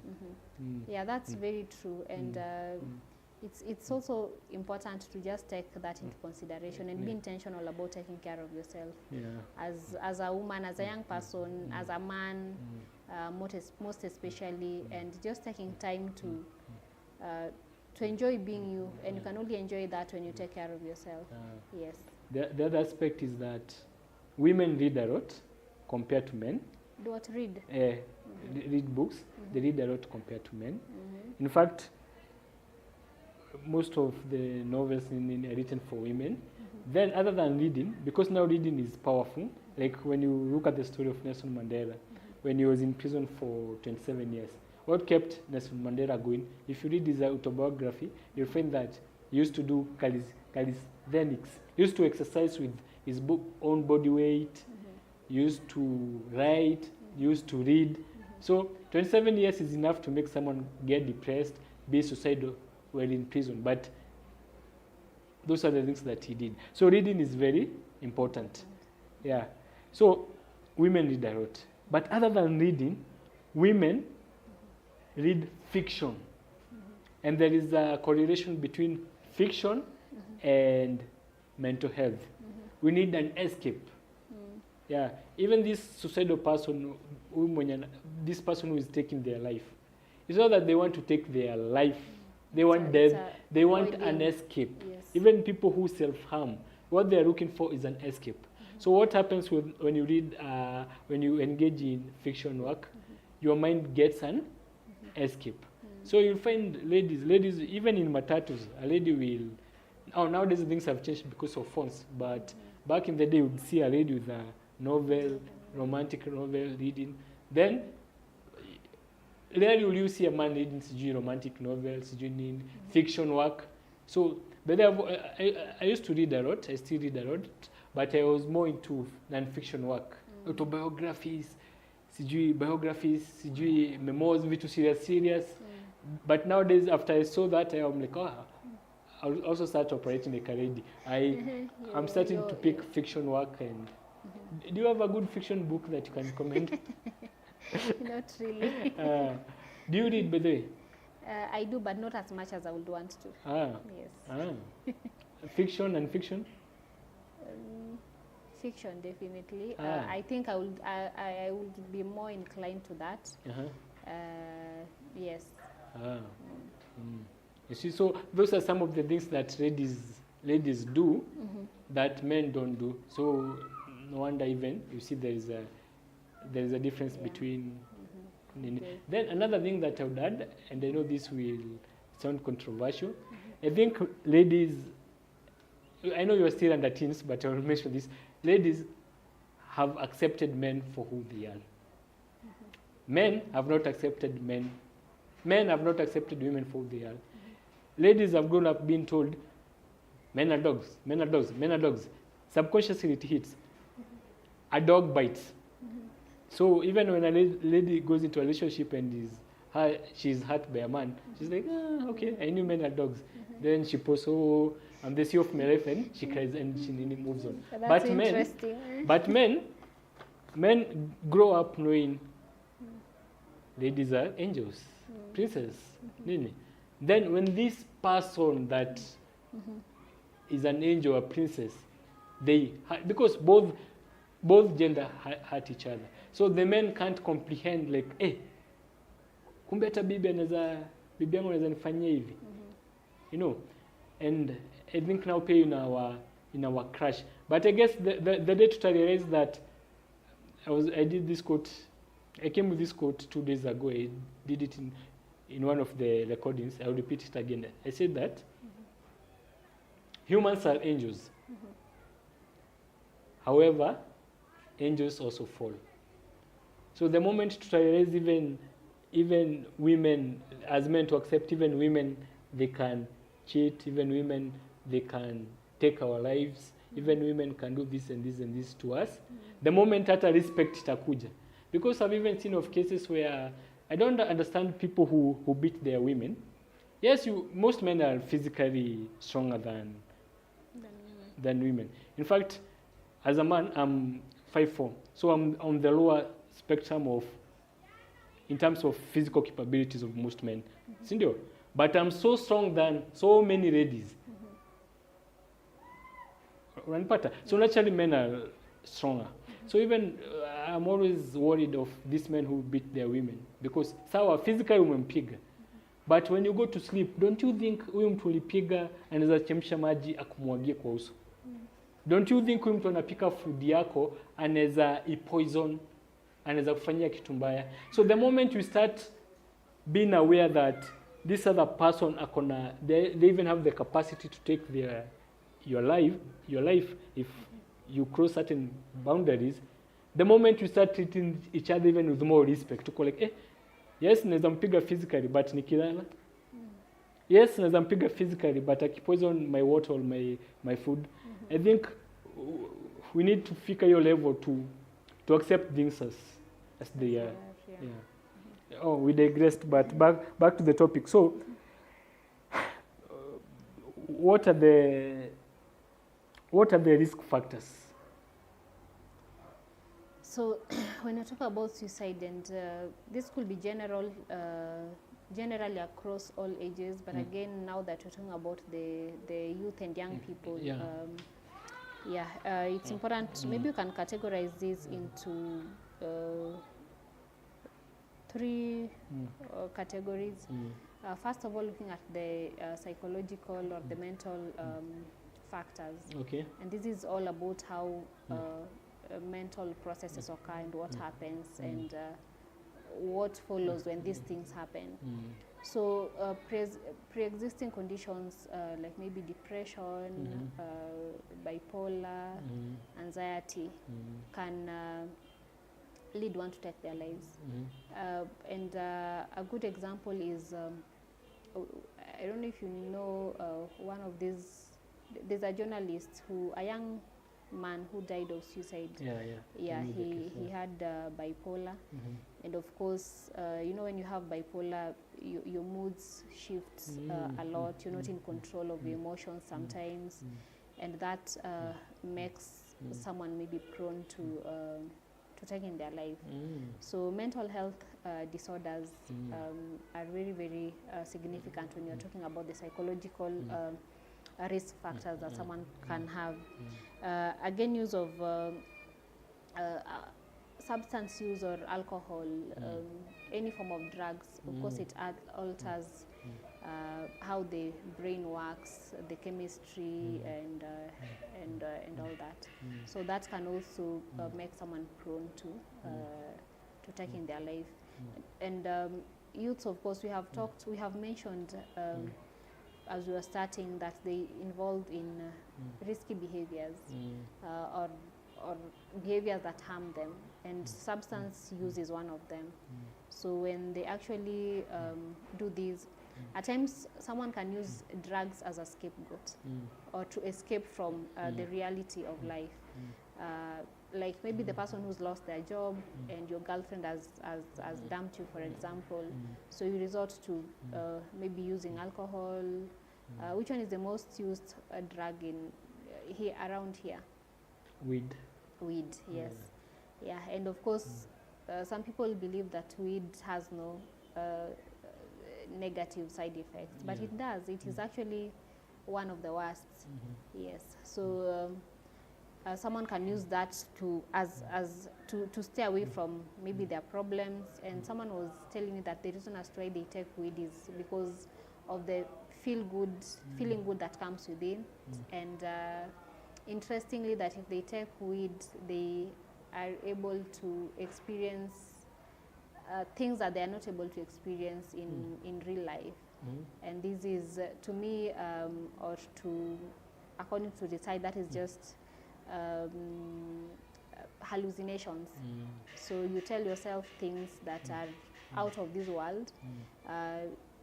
That person does not realize that this is an effect that they are experiencing. Yeah, so the substance use is another one. Of course, as a child or as an adolescent or as a young person, your childhood experiences affect how you perceive things and affect how you reason as well. So the traumatic experiences that one experiences in their childhood also makes them prone to suicide or to how they will perceive things. Another young girl was telling me that the choice that she had made in regards to her orientation was because of what she observed at the family level and how the parents were relating.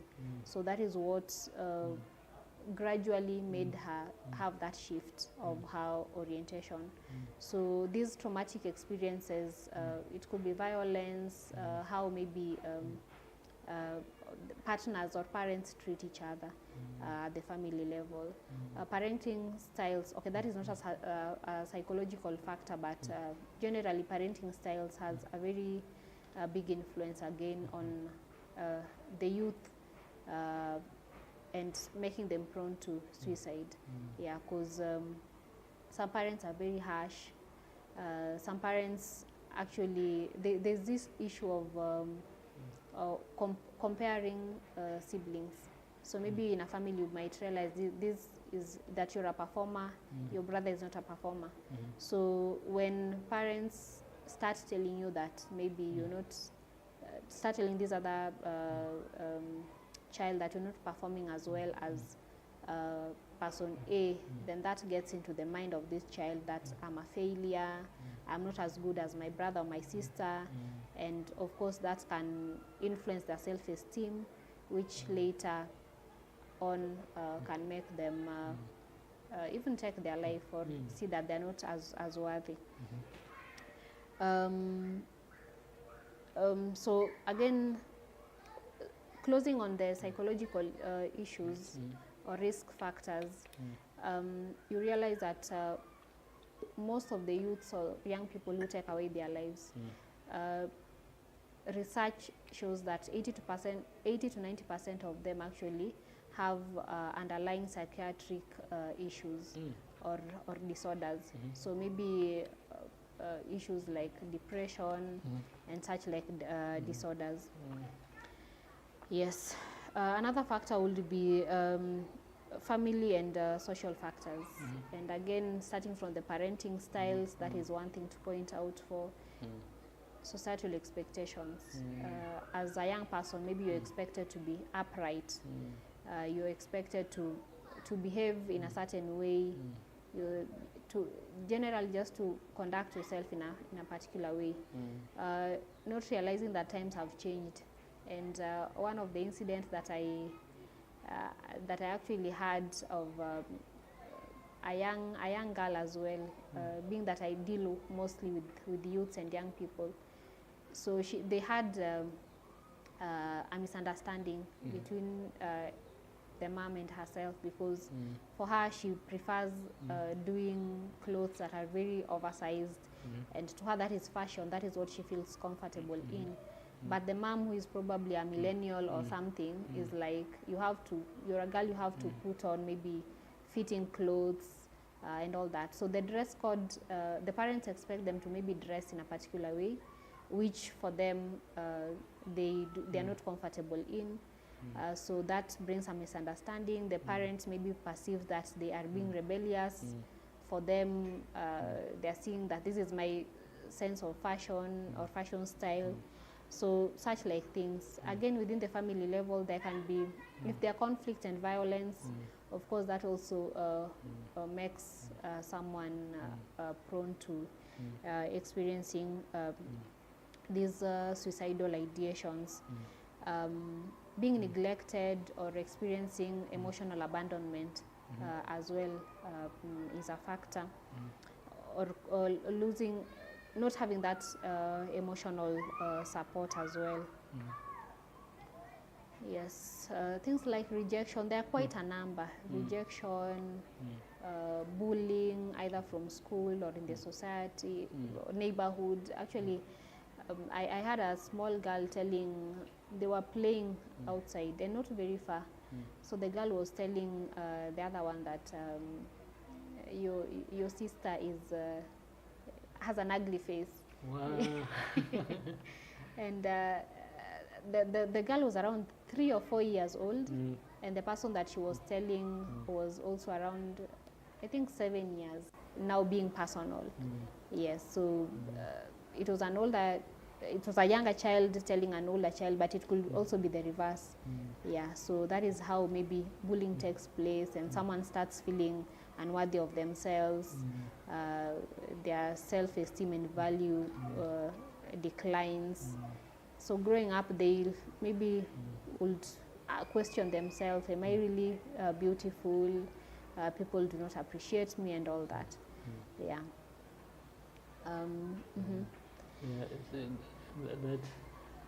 that kid has reminded me of there is a joke by Chris Rock in which he says, children are little monsters.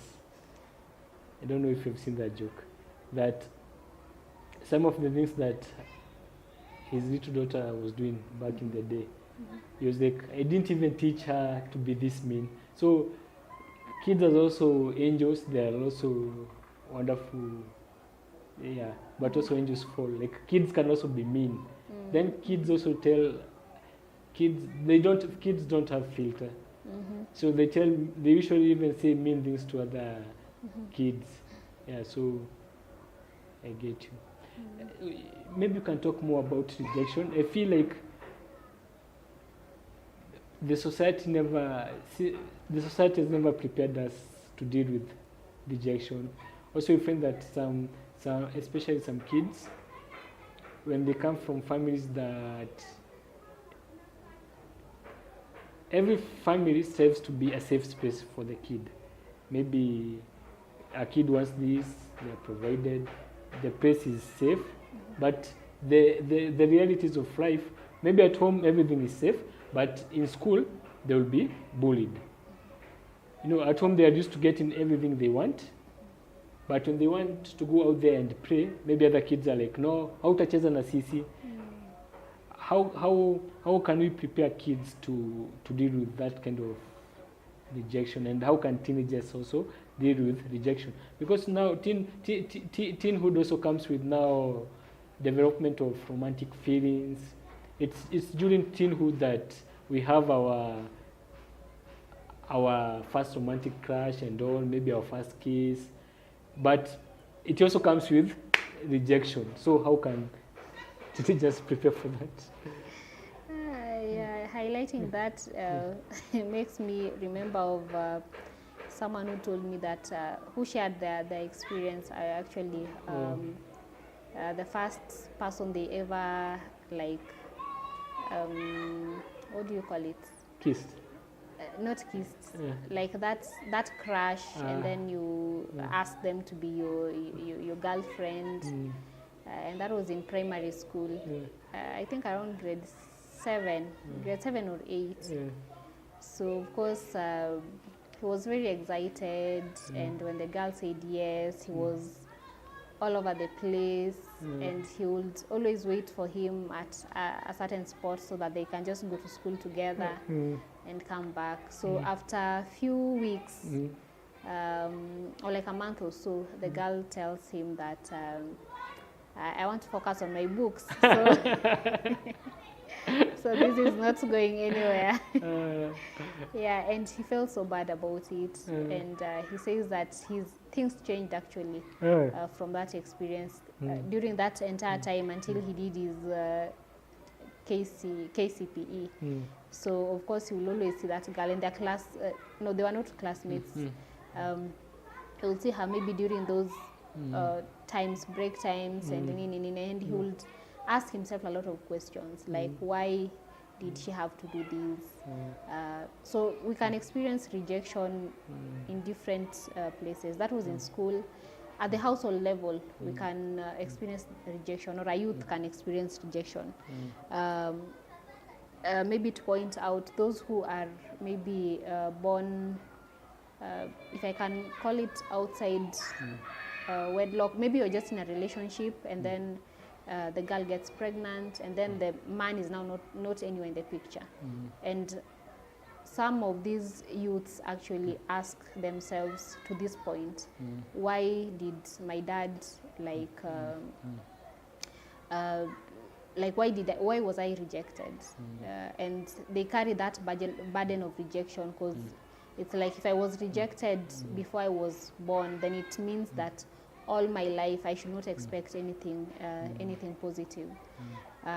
So rejection in relationships, rejection when kids are playing around, just because maybe you are maybe different in one or the other, or less privileged, you're not supposed to play with us.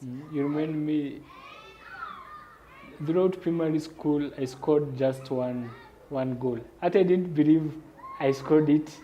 I touched it, then I just screamed, yeah, but... Hey, hi, how are you? Good to see you after a long time. Yeah, glad to see you. You know, when I see you, all the beef that I have with each other, I would have played more. I once went for an interview and I thought I did very well. And that HR asked me, if you are this good in your former company, where did they let you go? Then I told them, was this position vacant or there was someone else before? Is it a new position or there was someone else before? They said it's not a new position. I asked them, if this company is as good as you claim to be, where did the person leave? Then they smiled at me the same way you're smiling, and they told me they'll get back to me. Oh, definitely. They will get back to you after 10 years. I'm still waiting for them. How many years ago? That was 2018. Wow. Yeah. We're almost clocking a decade. So a decade will still get up. I need to be patient for 2 more years. It's a virtual. Yeah. But I apologize on behalf of HR. They should have given you feedback. Yeah. Yes. I remember some time back we did a video, and I remember you were talking about it's not only about human resource, it's the human in the, what was it? It's the human part when managing resources. Because basically employees are resources. Incoming employees, outgoing employees, and even employees on board.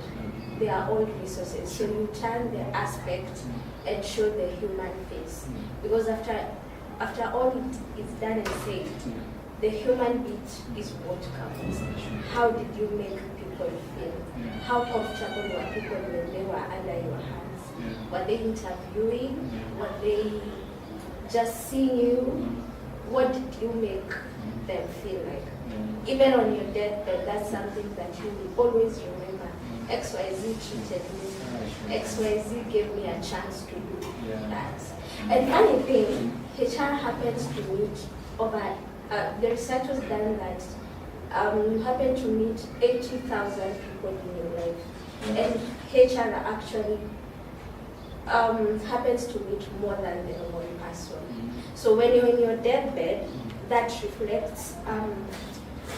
You see that picture you play, that my life started here, it went here, it went here, it went here.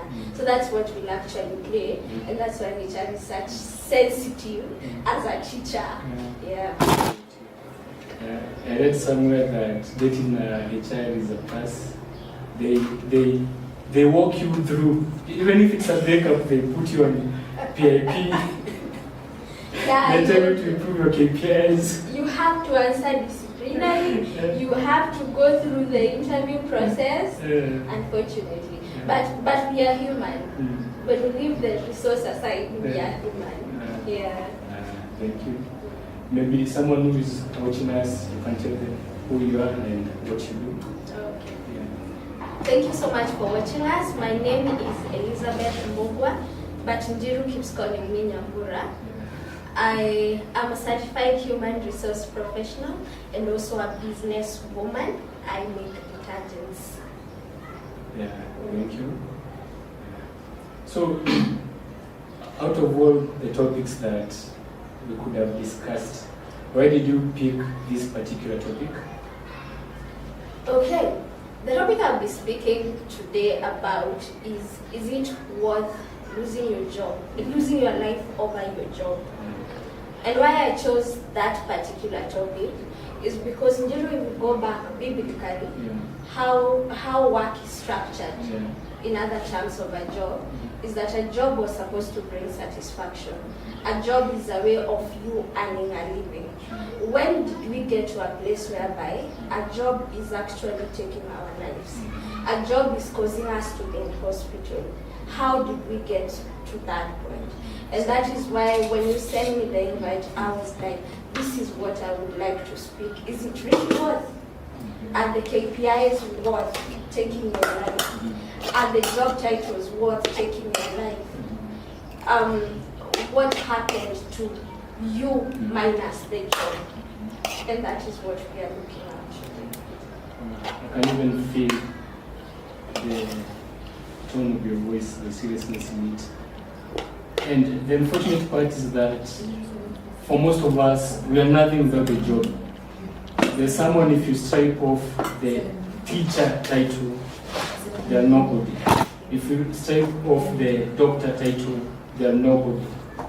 So the job now gives us an identity. You know, I remember going for a certain men's seminar, and we were being told, let's introduce ourselves. And guys introduced themselves, and this person introduced themselves. They gave the job title and what they do. And it was a social setting. Then, after all that introduction, they said, that company closed 3 years ago, now I'm doing farming. But for 3 years, he's still carrying that job title and that job description. So I think the job defines us, and maybe that's why when we lose the job, we feel like I'm nothing. I carried 2 things here. Yeah. I carried a highlighter for my Bible, and I also carried a marker pen. And why I carried these things, I always use them to make examples. You say that the job has given us identity. In the first place, a job was not supposed to give you an identity. Because Njiru, before they gave you the contract, before they gave you the offer letter, before you even attended that interview, you were already Njiru. Over time, it is life that has created us, that a job matters more than you. And I want to fix this as the job Njiru or the job Liz, and I want to put this as Liz at 501. This person comes to work and work 8 hours. You're giving your sweat, you're giving your blood, you're giving everything. And in the midst of that, you have lost you identity. You've lost you in fear. Because, take it from me, for the past 8 years I've been practicing HR. You land into a company, you know no one. You are not born with any one of them. They have different way of how they do things and how they view things. Some are actually healing from traumas. And what you do is identify yourself with the job. That if these KPIs are achieved, then that means I am doing good. What if they are not achieved? If this budget that I was given is achieved, then that means I am doing good. What if it is not achieved? And funny thing, I can honestly tell you without blinking. You see, we are not there tomorrow. Tomorrow, I'll be planning your burial, where else I have an advert open. But what will happen to your family? They can't open you up. You're gone, you're gone. And minus your family here, you are the biggest loser in all this. I'll give you a backstory of me. I'm an orphan at a very young age, but that didn't stop me from living. I'll be celebrating my father's anniversary actually tomorrow, 18. That is 18 years without a father. My dad died not because of suicide, our conversation today, but did I stop living? Nothing stopped living. Actually, it's a day like any other. So the biggest loser in all this becomes me. So let's look at character too. Liz, after 501, after the title, after that corner office, after that KPI, who are you? Who do you think you are? Do you know that you're a sister? Do you know that you're a brother? Do you know that you are a mother, a son? Who are you? Do you like walking or skipping rope like you? What do you do past 5? Now we need to go back so that I can help respond to this and ask ourselves before this contract. And it is short for a purpose because this is how short employment and titles and position and KPIs and companies have made us feel. That without the job, we are stuck. Without the job, we are lost. Without the job, we are trapped. It is not true. We have, before 7:59, we go to that office, and we have after 5:01. There is a person. Who is that person? Yes. And that person actually pours into this person. Because the stronger the 501 is stronger, the more they are able to express themselves and call out pain and call out problems beyond the KPIs, it helps them stabilize this person. So separate the two, that is what I would say.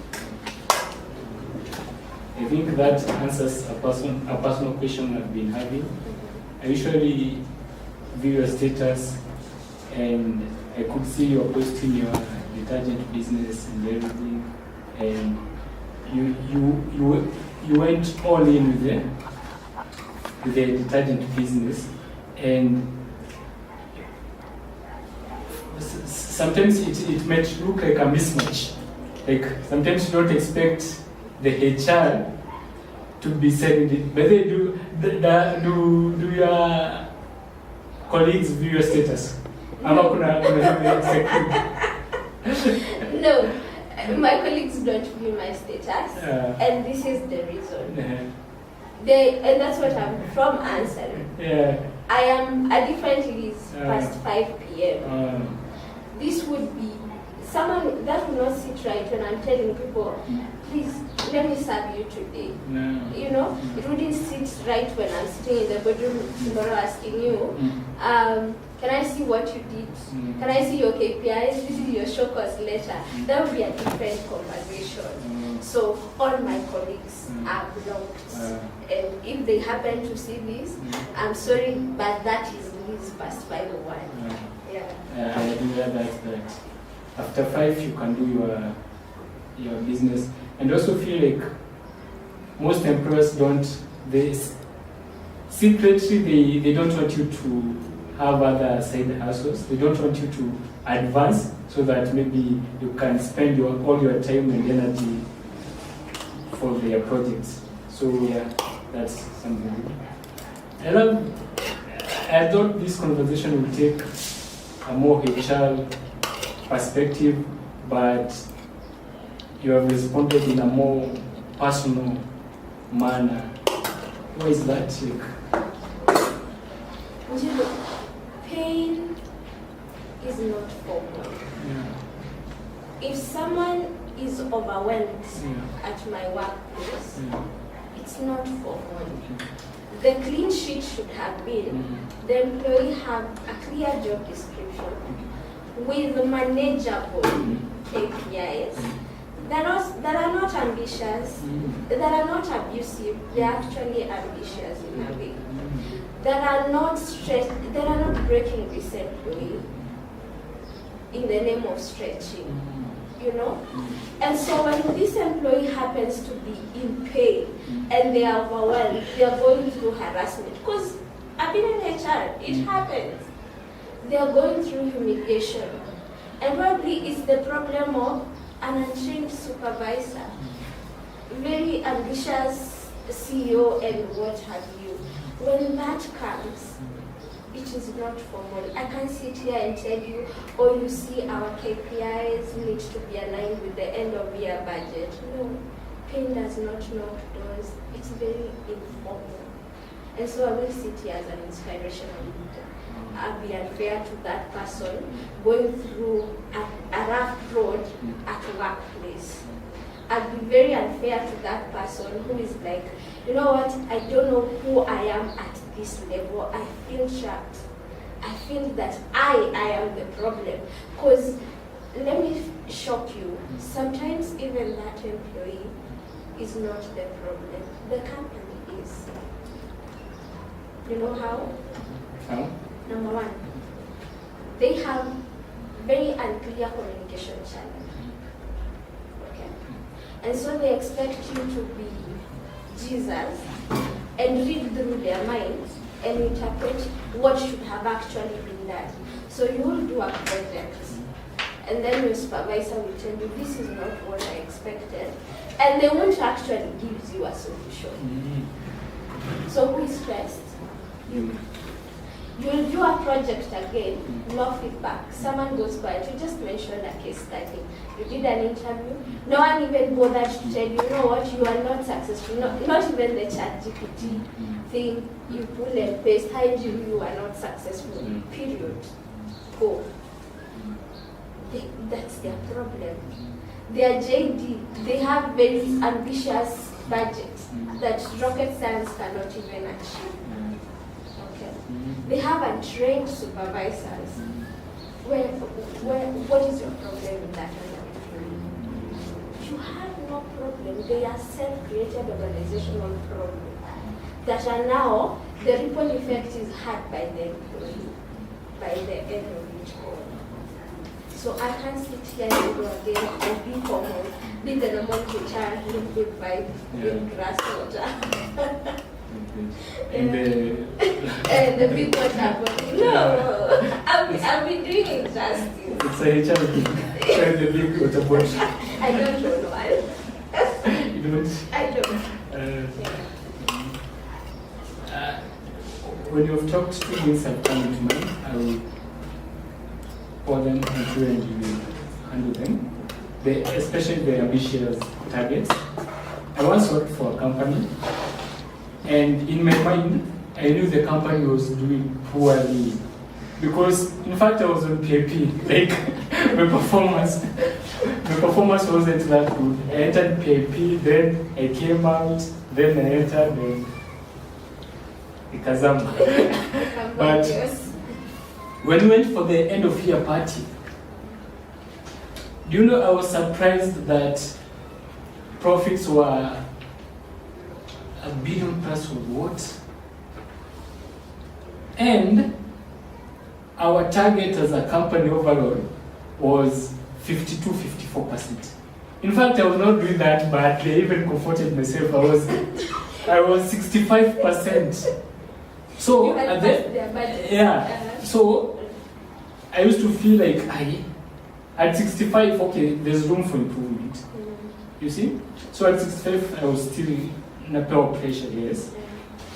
Yes, there's much peer pressure, but the company is performing at 54%. But in a post crazy at a crazy amount as profit. But bado what on a school. So maybe that in relation to the crazy ambitious targets. Then another thing I read somewhere that in some organizations, and I think this applies all over, they create positions for someone to blame. And you'll be given a project, and this project maybe will not even be funded. There will be no proper communication channels because they want someone to blame when things go wrong. And maybe you can speak about that. Let me start with the first list of crazy, ambitious dreams of the company. Yeah. The way the corporate is structured. Have you seen, there is a video that always circulates of if you want to feed a cow, unaweka majani mbele yake, and then you keep moving. That is how corporate is structured. There is no day that a corporate organization, and even NGOs, will ever sit and say, actually we have had enough. That day will never come. Who needs to put a full stop? It is you as an employee. This is how far I can actually stretch. Because the corporate engine is always running. Always inakayai.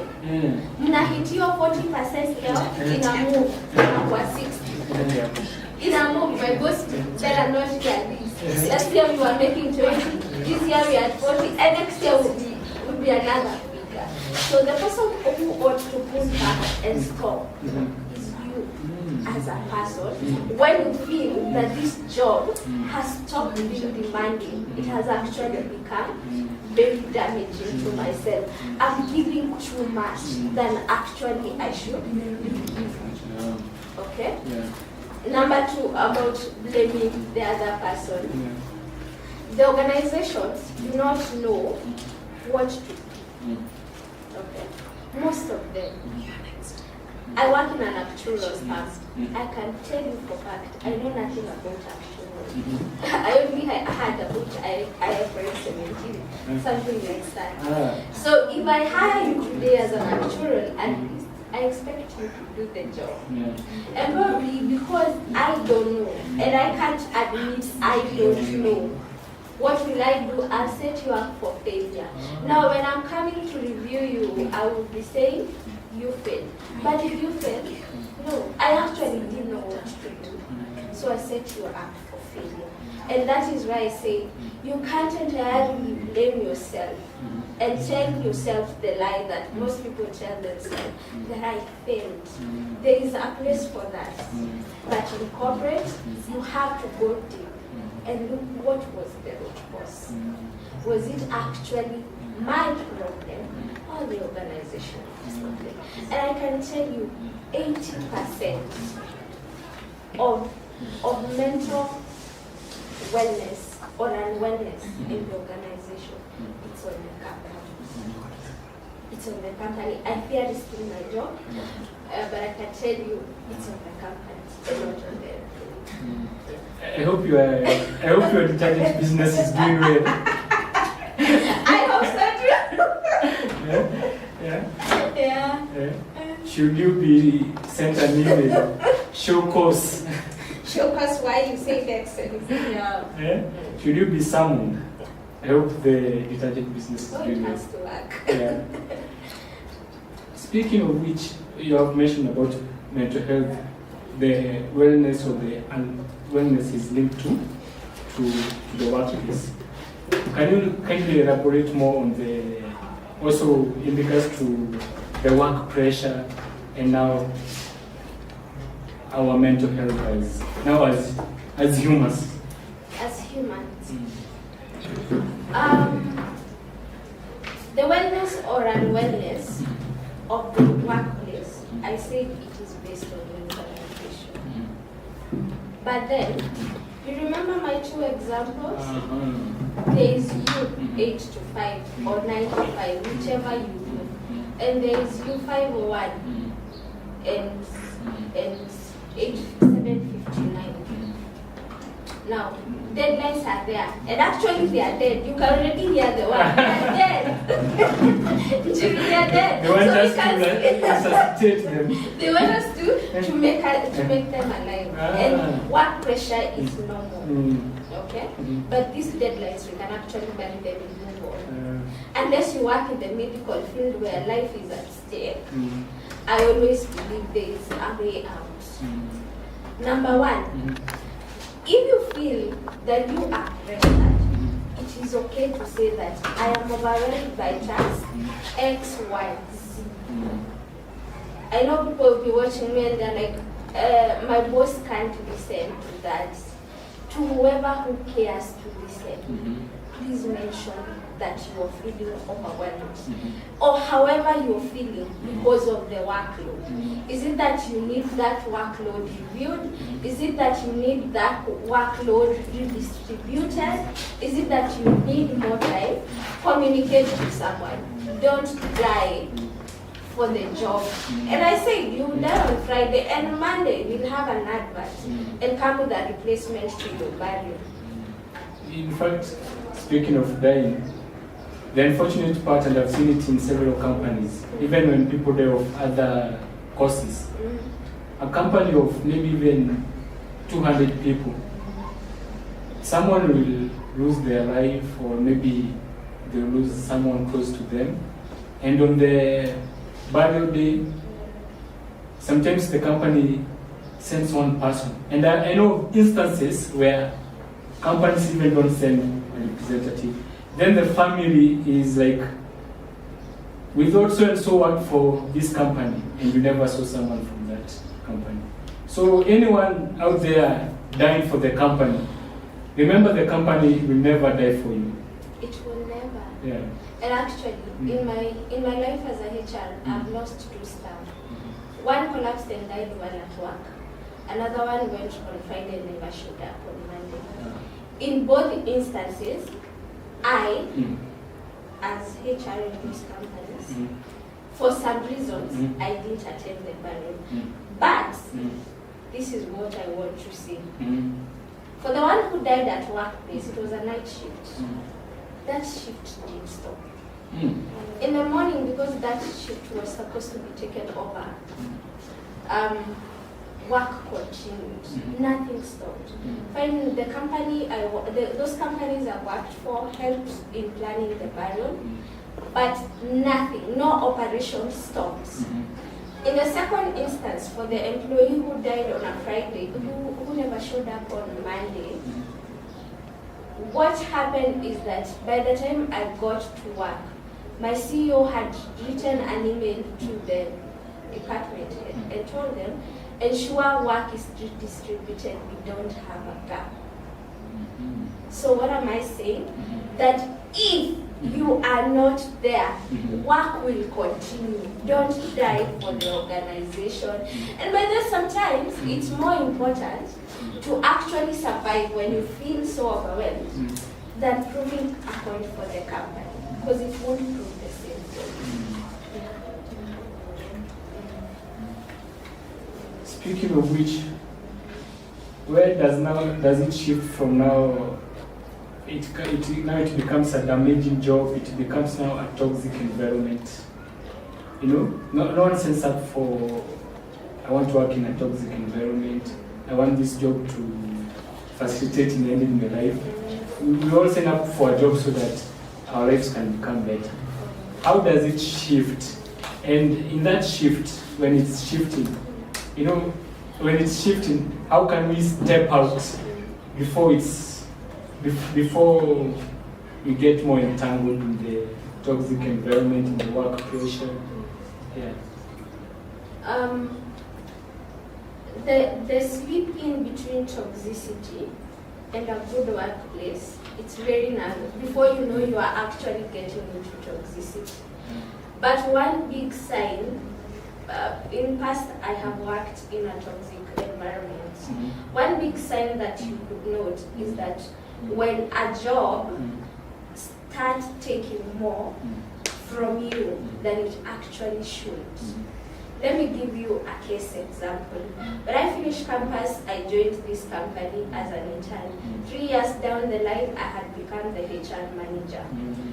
But by the time I got to the HR manager, I would go, and let me quote HR manager, because I was a HR manager, I was the PA to the directors, I was the errand person, I was everything. So for me to meet this target, I had to be at work at 5 a.m.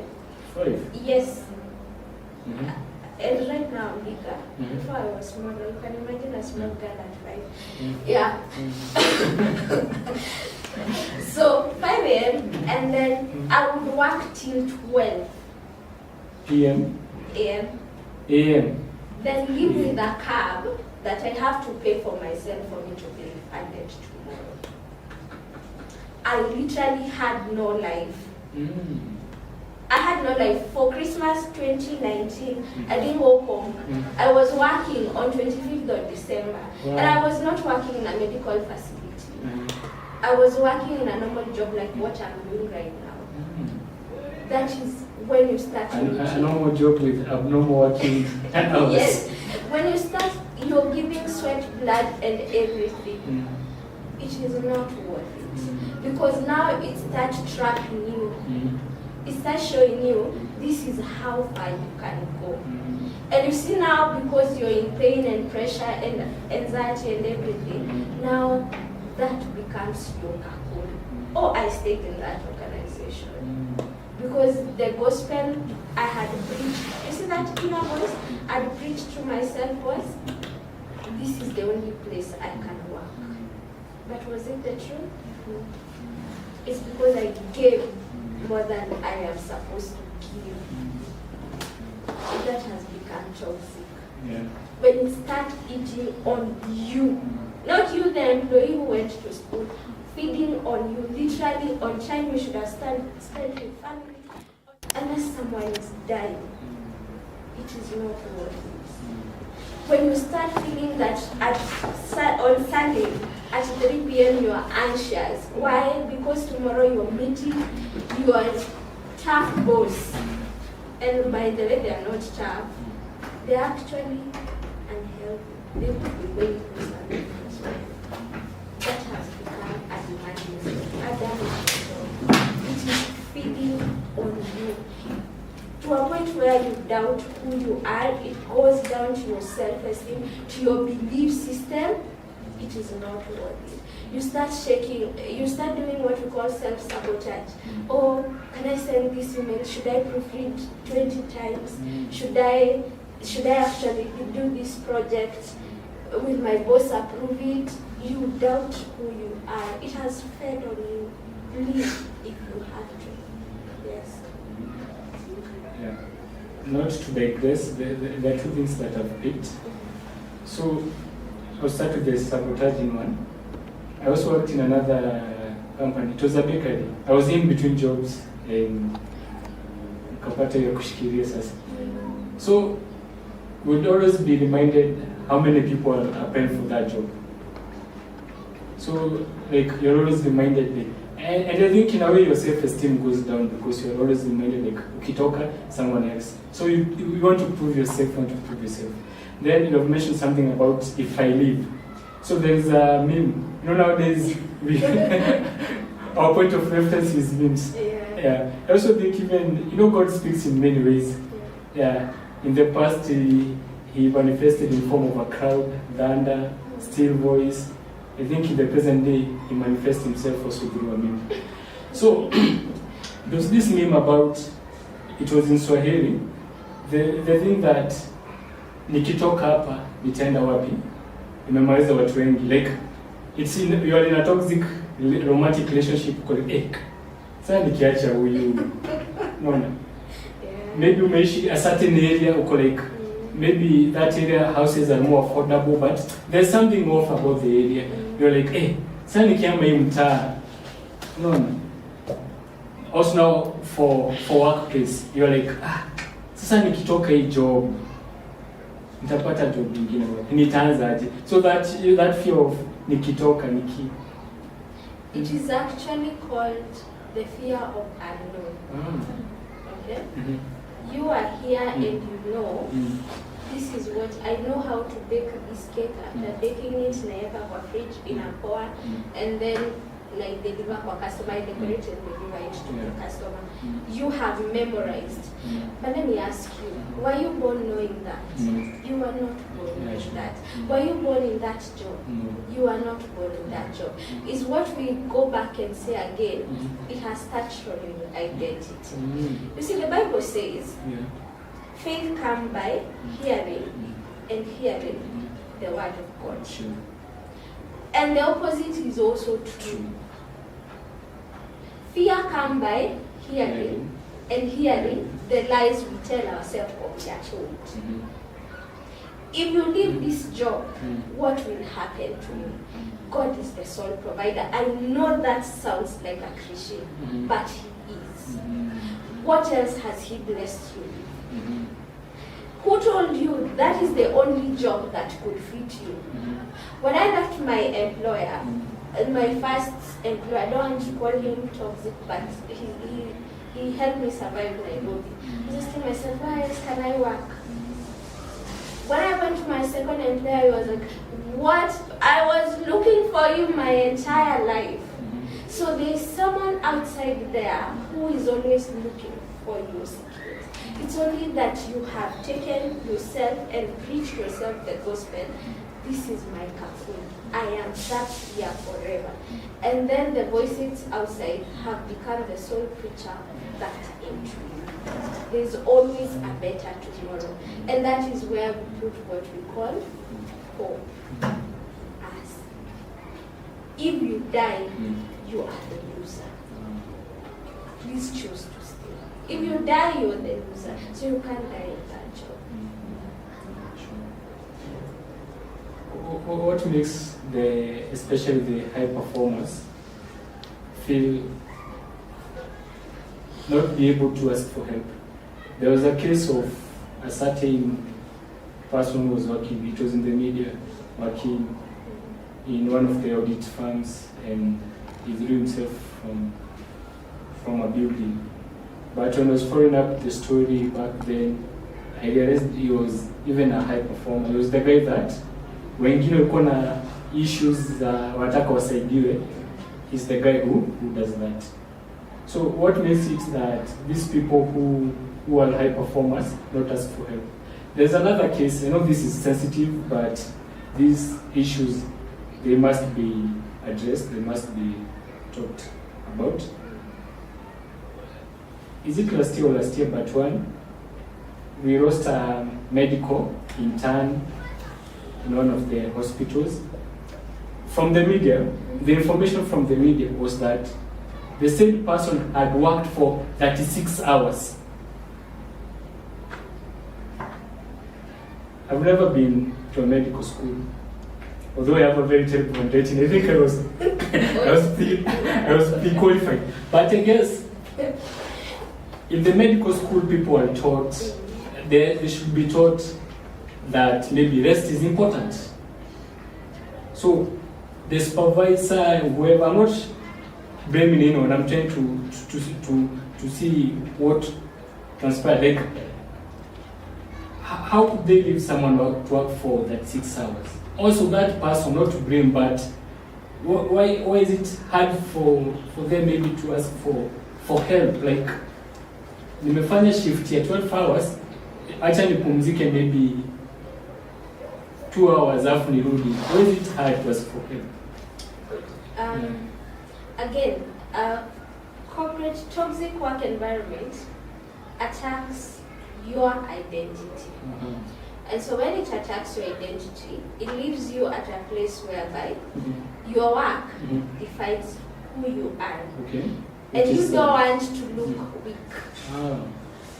And the corporate world or the work environment has glorified suffering. My sister would say there is no medal in suffering. What am I saying, Jill? Do you know that the labor laws of Kenya have given you, as an employee, 21 leave days? They have given you 30 sick offs. Okay? But because of the identity that you have picked, and I don't want to blame you because that could be the best that you know, and you still want to hold that position, and you still want to be the go-to person, the goat of the organization, but there is no glory in suffering. If you have to take the leave days, take the leave days. Therefore, you just need to plan with the supervisor. Actually, this is what I tell my employees, them that care to listen. In a quarter, you have 5 days if you are earning with the 21, and there are good employers who actually give 30 days. In a quarter, you have 5 days. Ensure in a quarter, you can take 5 days. But that all together, go rest. And sometimes when you are resting, visit the airport and leave your phone on flight mode. It's your phone. Yes. Block them that you have to block so that they don't call you. I know that sounds bad. Yeah, I'm risking my job once again, but you need rest. That is what I'm saying. If you feel fatigued, because the high performance, they seem strong outside. They are like our mothers, our past mothers, who would give birth today and tomorrow they are fetching firewood to still look strong, but inside they are breaking. You are breaking inside. If you don't ask for help, you are actually breaking. And you lost your identity. Because when you have lost your identity, it won't tell you that, by the way, I feel fatigued. I can walk into any hospital and tell the doctor I'm fatigued. I need a signal that says I need 7 days of rest. And that doctor will listen. Walk to your HR. Ask them, can this workload be reduced? Yeah? Walk to your supervisor. Can I get what I do? And that is where we have the problem. It attacked the identity. It is, I am work, and work is me. This office is me, and that is who I am. There is no this version of I am Jim, and that is who I am. Yeah. So you can walk to a doctor, say you're fatigued. Oh yes. I hope I have medical practitioners around, because where I work we have some, and they will diagnose the staff and say this staff is fatigued. Personally, I have been diagnosed with that, and I was given 6 days of rest. Yes. High five to your organization. There is someone that is coming into mind, not to call them out, but they never go for. And they have worked in that company for over 6 years. And employees would say, in 6 years they have missed job twice. They never go for leave days. Yeah. They are close to me, they are friends. When they watch this video, kindly, after you leave day. But at one point they fainted. At what place? During outside the work, but in line of duty. But what's the point? I want to give them a case scenario. If I open so much apps in this phone, what will happen? It will hang. Who makes you think that your body is different? It is not. Your body is a running engine, and sometime if you don't stop it, it will break and help you stop. So you need to actually tell your friend, I have said, and if they happen to watch this, that over those years they have accumulated leave days based on their policy they could have lost. But for 2025, they already have 21 days. That's a whole month. They actually need to go for that. They need rest. Rest is as important as anything else. You can't. It's like a what? A balloon. You keep putting in air. What will happen? It will burst at the end of the day, and that would happen to them. And bursting could mean tutampeleka wapi, Mathare, which is a good place. Tutampeleka wapi, either we lower them down to the grave. Who is the loser? Again, I ask. The loser is me in this case. And nothing in that organization will stop. Nothing. I can tell you and I can beg for you. Nothing in that organization will stop. It will only have mishaps today and tomorrow. After 3 days, they are stabilized. So you are the loser again, I say in that one, please. Take me. If people apply for leave and supervisor declines, I approve. Yes. So how can we normalize this conversation about mental health in the workplace? True story. I think around 2023, about 2024, I overworked myself. Like I had a 9-to-5 job, and also I was doing usani stand-up comedy. So it was work, stand-up, and all that. And I guess at one point it caught up with me.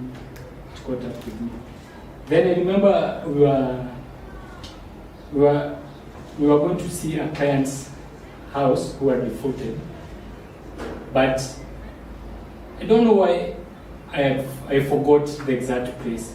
Then I mentioned that, hey, squeezing a sahau. Then I was told, then this job is not fit for you.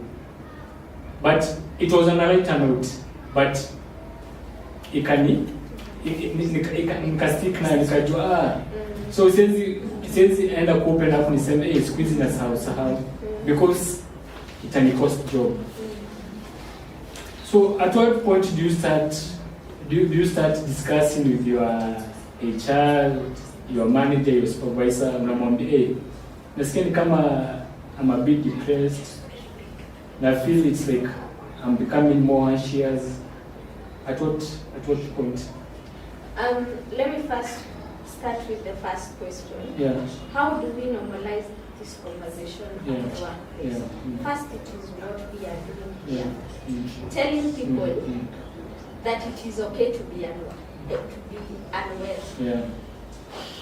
It is okay for someone to say, and they're genuinely saying, because also we have the other flip of the coin. It's genuinely okay for an employee to come and say, I'm overwhelmed. And in the organization level, the management ought to empower the people who are in the management, say the supervisors, the head of division, that you need to be able to take this through training, through mental health awareness champions. Then I will find wisdom on how to respond to that problem. Naming is numbing, by the way. It kind of eases the pains. So at that point, when you know this is the problem, you won't go to HR. I feel my whole life is breaking. You go with, I feel that my supervisor is humiliating me. A good human resource or a therapist, there are good companies that have therapists, will be able to walk you through and know this is the root cause and get back. They might not have 100% solution, but at least you spoke, it was halfway solved, as English people would say it. Okay, that is one of the ways that I could give. Number two, and I think I had someone mention it, is write it down. Some people have been lost so much, and you're scary to tell someone. Journal it down. And by journaling it down, you also be able to get to the root cause. Number three, and what I will go back to is separate the two entities. Separate the position from you, the workload from you, the company from you. In fact, you find watu wengi sasa, let's say you work for company Y.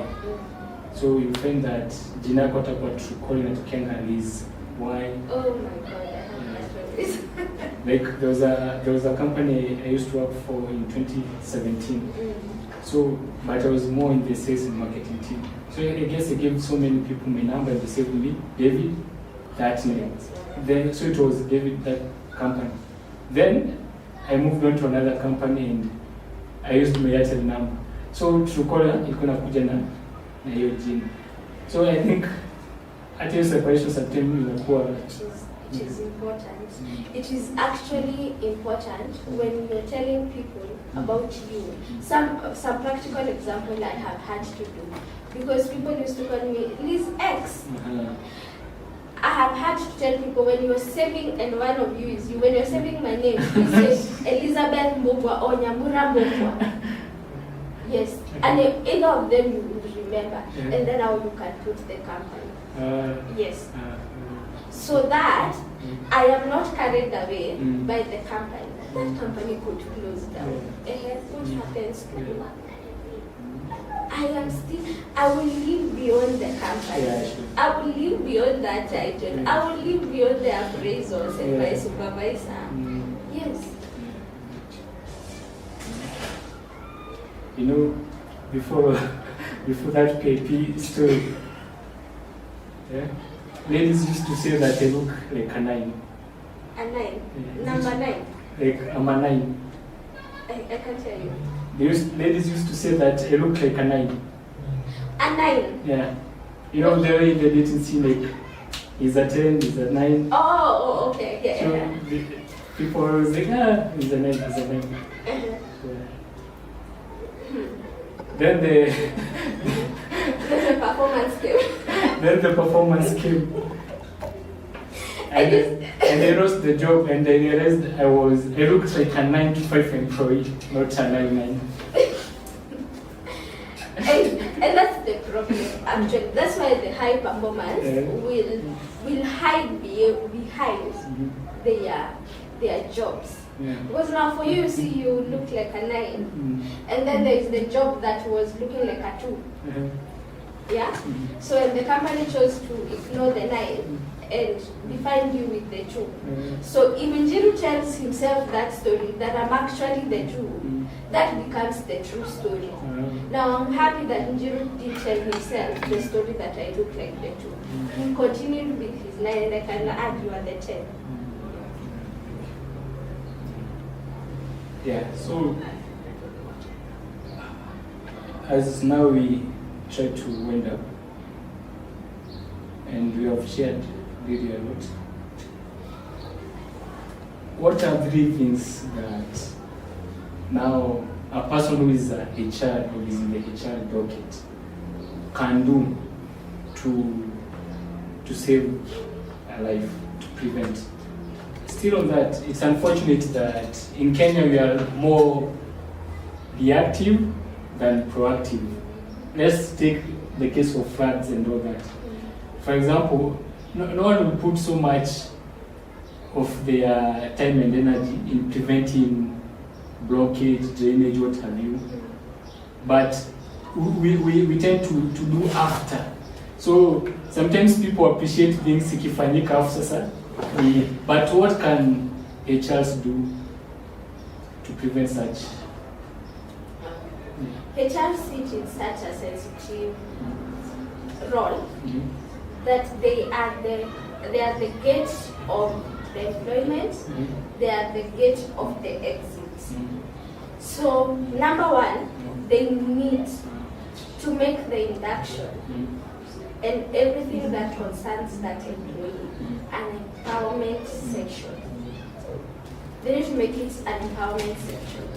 So that when this employee is coming on board, you're being white and black and telling them, the communication in this organization looks like this. But because Njiru is Njiru, when you want to communicate for you to be heard, this is the way. And if you're not heard, it is okay. Empower the incoming employees, the current employees, and the outgoing employees in a way that they can stand for themselves and they won't lose themselves in the bed of employment. Number 2 is to train the heads of department, empower them to handle people.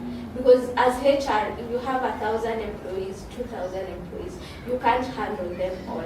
But then you have HR for non-HR, empowering these people in that they can handle these things. Number 3, day-to-day in things, review the JDs. We actually, the way the organization are structured, if you are the HOD, you come up with the JD and the KPIs are reviewed. Now HR needs to have that eye to see that this workload is manageable, this one is not manageable, and advise without fear, and document and follow up for implementation. Another thing is that the HR can do is make the conversation about mental wellness a very common language. The way we normally introduce people, here is the sink, here is the washroom, here is the words. Make it a common conversation. It's in the corridor. You feel tired? Go on leave. You feel sick? It's just a headache? Go to hospital. You want to talk to someone? Please come to my office. And be as professional as you can be. Because then you won't expect me to come open up to you. And the next day I'm hearing the conversation in the corridors of workplace. It would be nice. So those are just some of the things. And some companies and some management even cares to add therapies as part of their medical package. Like my employer, I applaud him because yeah, he has included that in our. We have therapy as part of the package. So they can push for things like that. So that if I feel overwhelmed, I have a place to empty. Because then HR cannot carry everything on their shoulder. They are equal human beings. They empower both sides and they also look for management on the other side. Speaking of which, when the HR is now overwhelmed also, because everybody now comes to the HR, where does the HR go to? Number 1, HR is a person. Yeah. It's a human being. I will state my case example. I go for therapy, and I'm not ashamed to say that. I have to. It depends how I am feeling. So, for me, I thank God I can afford that. There are some, it's actually a conversation we were having with a friend the other day. There are some who can't afford that. So speak to the next HR or the next person in management who cares to listen actually. Because then the position we hold, if I came to you as a junior employee, like, really? But people who can help, there are forums that have come together to support the HR community. There are mentors out there. There is always someone who cares to listen. They are your friends, even if they are in teaching, like my friends. They will care to listen. So there is always someone outside there who cares to listen. Don't keep quiet, even in the HR space. Speak out. Yes. This is a recommendation. I hope you in the HR department and others watching, they can work on it. I think we have learned to generalize everything, like school starts at 8, so everybody should wake up at 8, work starts at this time, So I'll give from a personal perspective. I've been in sales most of the time, most of my life, sales and teaching. So I don't know, I think it's part of my personality, because back then sometimes I would be hard on myself. I thought I was maybe lazy or something. I can, like there was a man in a particular company, the first week nothing was going for me, in the second week, and that, in fact, I never even used to open my email, but I knew like I don't need to open my email because the manager always like told us everything, colleagues, so I knew like there's nothing needed from me. So on paper, first week I didn't do, second week I didn't do anything, third week I didn't do. Then the fourth week, I don't know where the name came, it's like superpowers. I covered my target almost, because also these targets are crazy, you can't fikisha yote. So in terms of ranking, I was the third person. But everyone was on my case. Like, where have you been this? I used to show up at work, but so I was wondering, and that's why maybe with time I was like, I need to step out from the 9 to 5 and all. So I'm like, can corporates start like personalizing their targets? Like, maybe if your target is to bring maybe 1 million as fixed deposit, let's say, it doesn't matter if you show up daily as long as you meet the target. So sometimes you are like, you have to report on a daily, you have to report on a daily. Yes, there are some jobs that you have to report on a daily. There are some jobs you are even given daily targets. But it adds to pressure because maybe you are that person, I don't know which condition is that, but there are people who, they just need a random Tuesday afternoon and they will produce the results. But if you're on their case from Monday to Friday, from this week to the next week, so is it possible to? It is actually possible, and that is where some, not all, we still have organizations which are backward. Yeah. Not backward in a bad way, but they are in that era. And we have upcoming organizations that are coming up that are called role-based. We don't care how you do your job. Yeah. We need the results. And that's creating actually a very safe space for people who are not like others who can work for 8 hours. It's gonna take us some time before we get there, but we are in the right track towards that. And for anyone watching this, if that could work for your job, I would encourage you to go in that direction. Be very helpful. Mental wellness will be on a high level, and you would actually get better results. I saw some posts about now that the fuel prices have gone up, fares will go up. Maybe it's even time we started working from home. Like, there are some jobs that you don't have to commute daily from we hope I don't know where down there. Then you come to town on a daily basis, and you find someone comes from Thika Road and goes to work Ngong Road. But maybe that job, maybe they are working even in a call center. Do you know there are people who report physically to go to work in a call center? And they have to take two matatus. Why not facilitate that person? Give them target and they work from home. So maybe that's a challenge. To the employers, look at your jobs, look at what can be done on site. And I always say, apart from the hotel industry, that has to be the workplace, and medical facilities, because you can do surgery from home.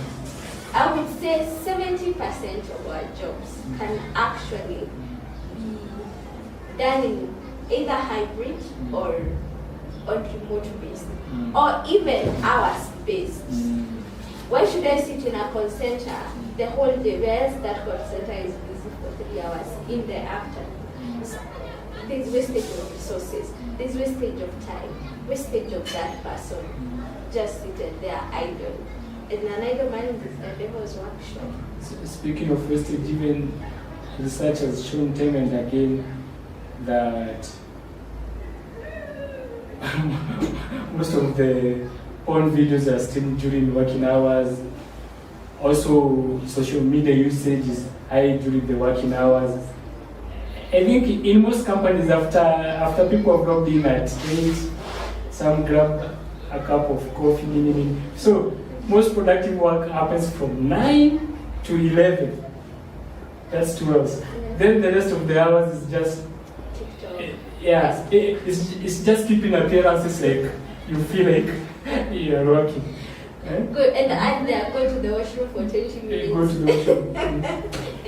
I remember someone, I think they were new to the workplace, and they were like, they posted that, is it possible to be at work and you have nothing to do?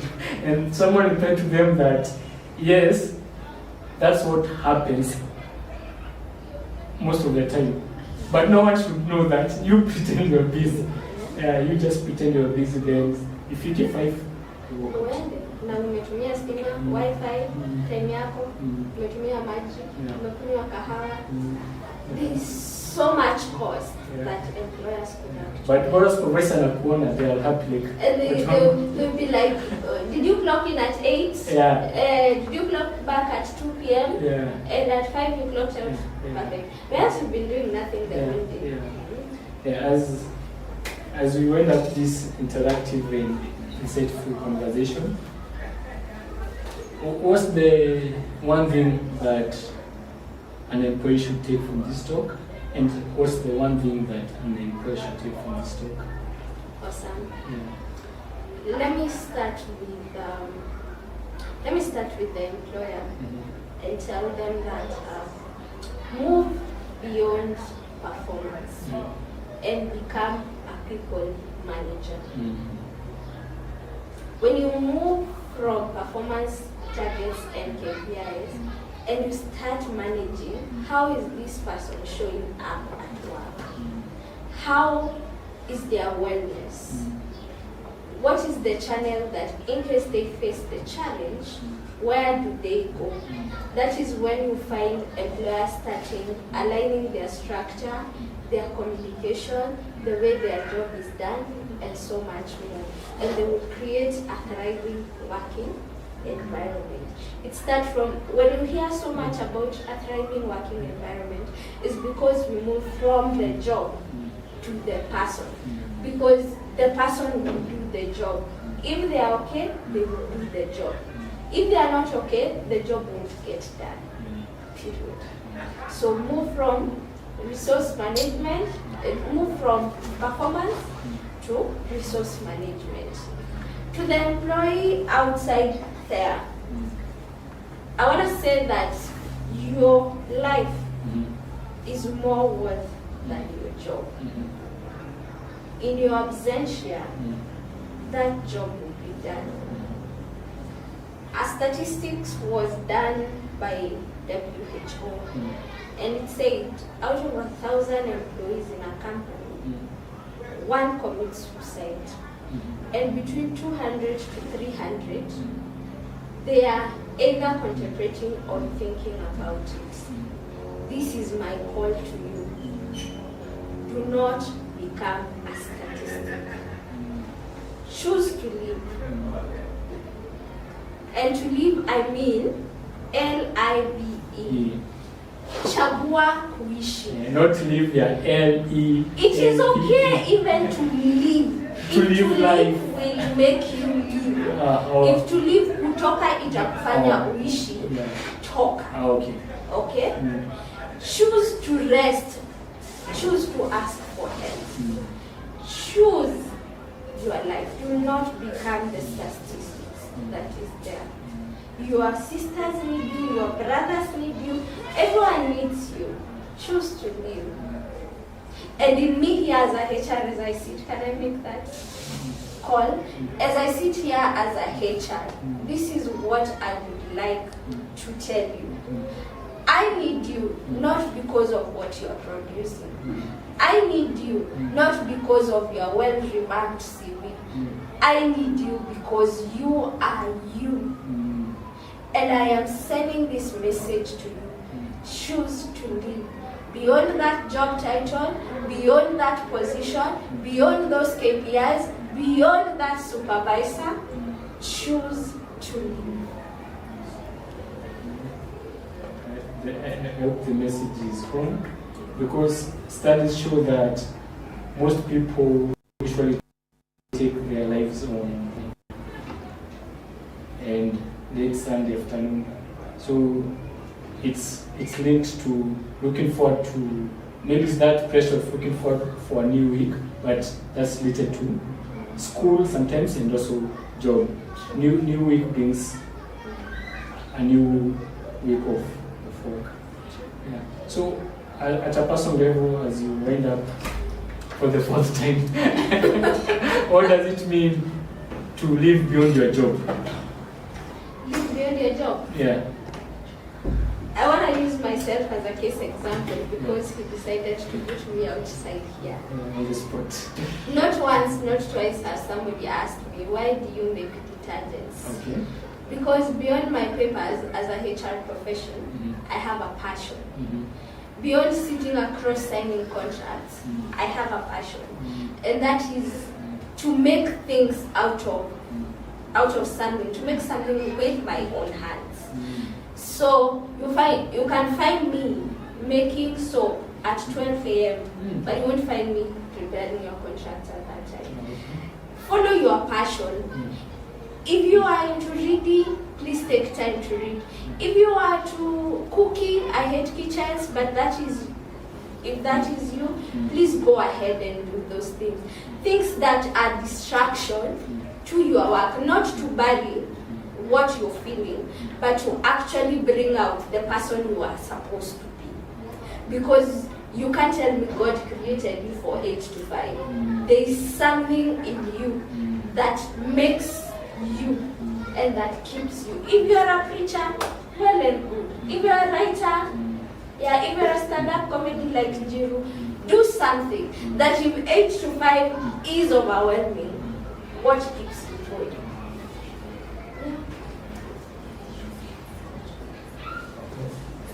This one has just come off my mind, but it has hit me for maybe a man who is taking care of the family. There's so many people depending on him, and now he has the role of the provider. It will be hard to live a toxic work environment because even the wife will be like, I know of someone who, okay, it was not a job but it was a business. He used to have a shop, but the shop he couldn't funga sana. Then he married. After he was like, I want to go back to my passion. I come to a soil engineering, what have you. So akachana na soil shop.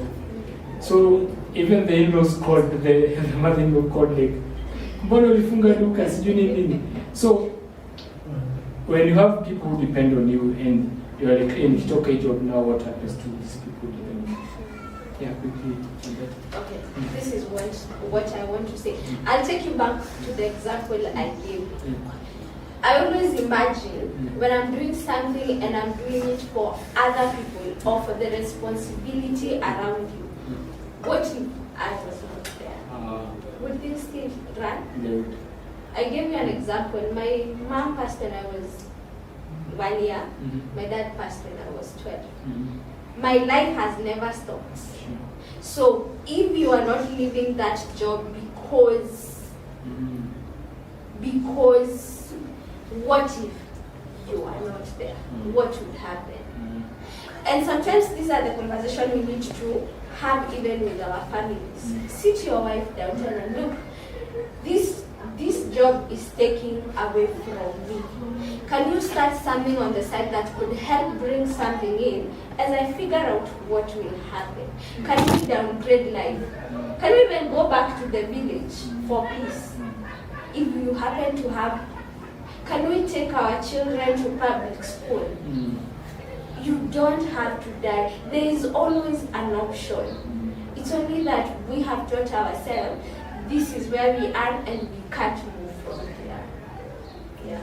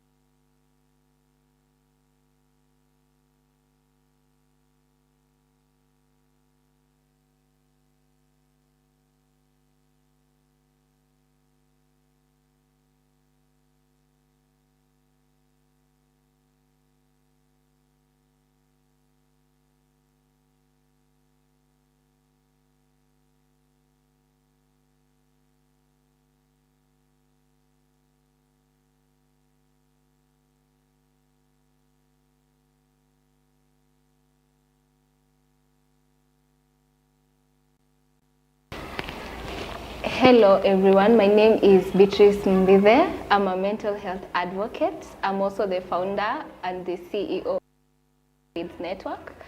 And above that, professionally,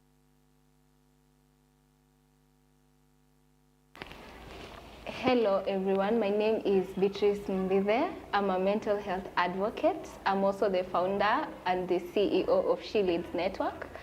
And above that, professionally, I'm a procurement officer. Yes.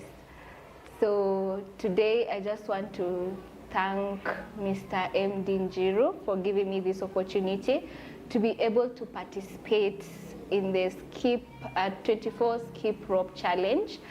And it's just an amazing opportunity to be here. And today we'll be talking on an amazing topic about untamed emotions and how it can help us, how we can be able to learn about emotional intelligence to prevent suicidal ideations or suicidal thoughts. Thank you. Yeah. Thank you, Beatrice, and welcome. So when you talk about untamed emotions, what's untamed emotions? So untamed emotions, these are emotions that you have not been able to actually process. Emotions that have been too overwhelming that you cannot even recognize them, but you feel them. And when they are not being able to be managed, now these are what puts us to the edge.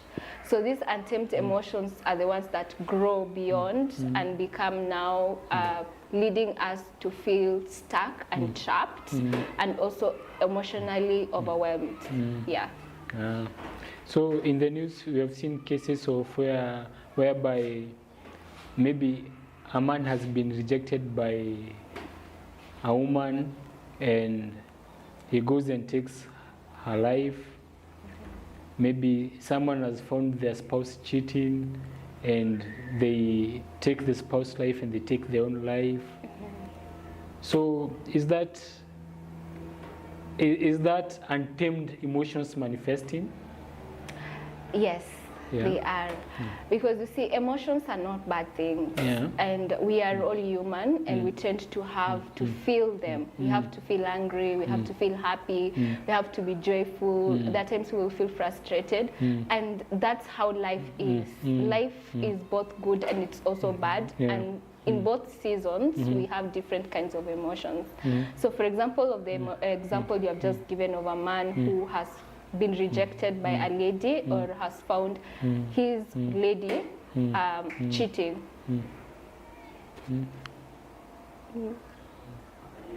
Oh, niangalie. Oh yeah, angalia.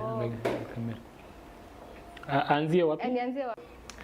So you find your spouse cheating and you feel like you're so angry and now you want to take off the anger to that person. Most importantly, the most thing is it did not start then. It's something that has accumulated over a period of time, and it's that moment that you now feel like I can't handle this. So those untamed emotions of you being cheated, you see, maybe there are signs, maybe there are moods, there are attitudes that you have been receiving over the period of your relationship may tend to accumulate, and which you have not been able to address them on time or even able to express them in a safe way. So that's what actually leads us to maybe hurting our spouses, having issues, domestic violence, and also leading to hard breakups. You know, you break up with somebody using harsh words, unamtusi, unamtukana, you beat that person. All this is not because you are bad. And this is also not because of that breakup or just because you found that person cheating on you. Most of the time it's because of those untamed emotions that you have been putting them inside. Like you have accumulated them till it gets to a point it affects our thoughts. And you want an escape. You want all this to end. You know, you want to feel respected. You want to feel valued and also to get that attention. And then now that's when you become physical. And just to put this in a nutshell, emotions can be broken down into three things. Number one, those are the feelings, the anger. You feel angered, you feel happy, you know, any kind of feeling. And then after that, the thoughts. the thoughts attach how we feel. If you feel angry, you begin to feel like this person ameniona aje, you know, why is this person looking at me in this certain manner? Why does this person doesn't respect me? Why do I always feel like he attacks me? Am I not good enough? No, that thought is what attaches to the feeling. And then now, after the thought gets to the physical. So here is now where we get to express our anger. And most of the time, it's not rightly done, and that's how we end up affecting other people. Yeah. I get it. Why do you feel that this conversation is important? So emotions is something that a lot of people don't talk about in a matter of, they don't seriously put the effort to it. You know, mental health and emotional well-being are related. If our emotions are not okay, that means our mental state is not okay. It's something that correlates, they work together. If you are not happy, let's take for example the ladies.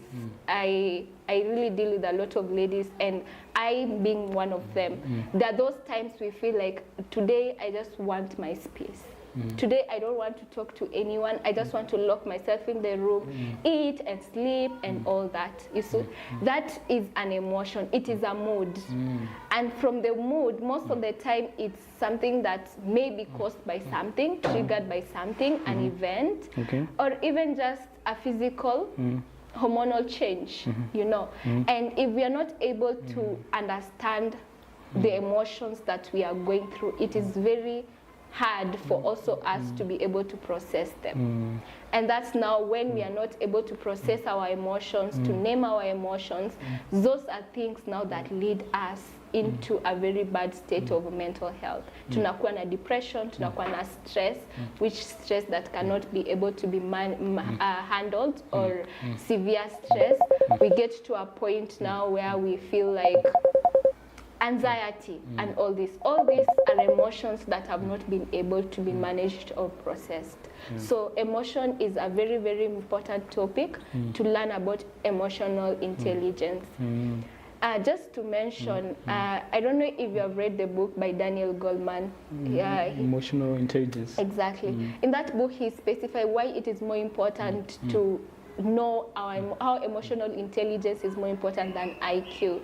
And he states clearly in his book, you may have the highest IQ, but without emotional intelligence, you know, it's so hard for you even to socially connect.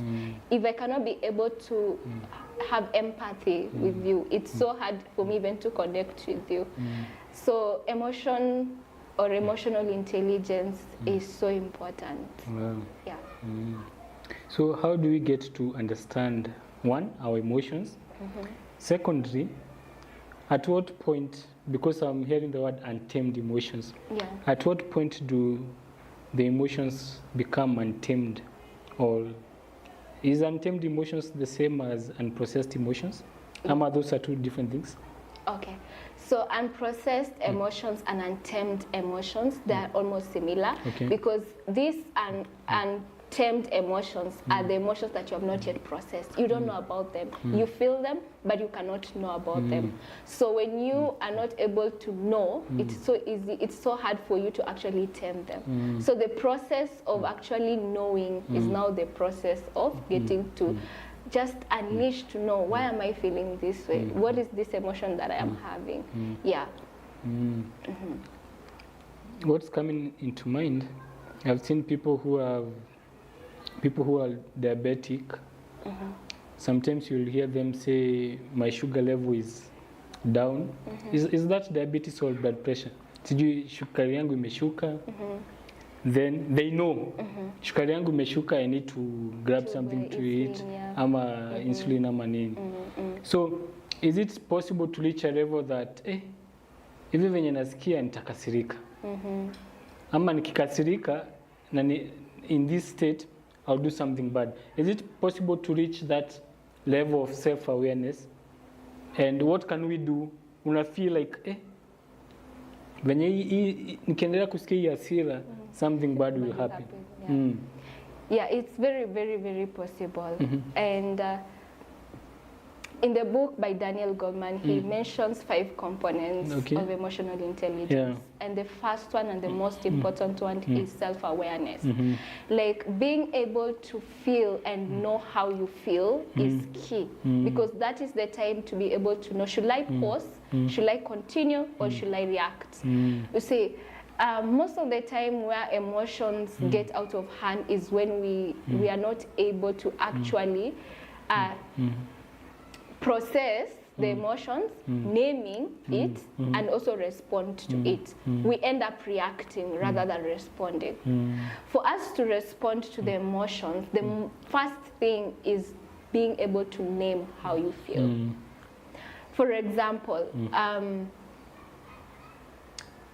let me use this good example that I have gone through as a person. So I remember I celebrated my 23rd, I don't know, 23rd or 22nd birthday, and I was in a relationship, and I was craving for going out. You know, that's what people do. You take your girlfriend out, go out, have dinner, surprise her with a gift, and all these things. That is what a girl feels, the attention, you know. And I really craved for that. And I was like, when my birthday, itafika lini, March, ifike. Feb, I'm like, oh wow, I'm waiting for March to get. So the day eventually arrives, but nothing. And I was so frustrated. I was so angry at the person and also so angry at myself. I was like, why am I in this relationship that I cannot even get the gift, even if ni sweet ya 10 bob? It's okay to give me, like, just appreciate me, or even text me a message, you know. There is somebody who is going through that right now. Maybe Valentine okupelekwa dinner, and you're wondering, is there anything wrong within me, or is it that I'm not loved more? So I was able to know that I was feeling frustrated. That is now naming the emotion. Si kusema tu nasikia tu vibaya, ama I'm feeling sad. You know, that is the names that people say. You ask somebody, how are you doing? I'm good.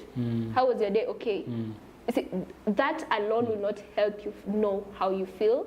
And if you can't be aware of your feelings, it's so hard for you also to be able to process them and even regulate them. So I was frustrated. And so when the guy came back, I was like, you know, I'm not happy. I feel frustrated because you haven't gotten me a gift. And he gave his reasons, you know. And you know, for that alone, we were able to come to a common ground. But if I was like, sasa ingie, I don't talk to him, and I start putting some attitude, you know, that's what brings conflict. Because yeye sijui ametoka wapi na conflict yake. Unajua, pia ako na feelings zake. So me, I have mine, he has his, and now nobody wants to be able to express how they feel. Kila mtu anataka kuwa strong. Ama you want the other person to know how you feel. And that's also another thing. Unasema anafaa kujua vile na feel. Ajanipea gift, so anafaa kujua niko nimekasirika. People will not know how you feel unless you are able to express it. And you can't express something you don't know. The same way you can't tame something that you do not know. You have to name it to tame it, you see. So that's the whole point. And self-awareness is the key. Know how you feel. Name the feeling. You know, you have been taken out, you were given roses, but you don't like the rose, or it didn't smell as how you expected it. It's good to appreciate the person for the rose, but also say, you know, by the I love the rose. However, the scent is not something I had expected.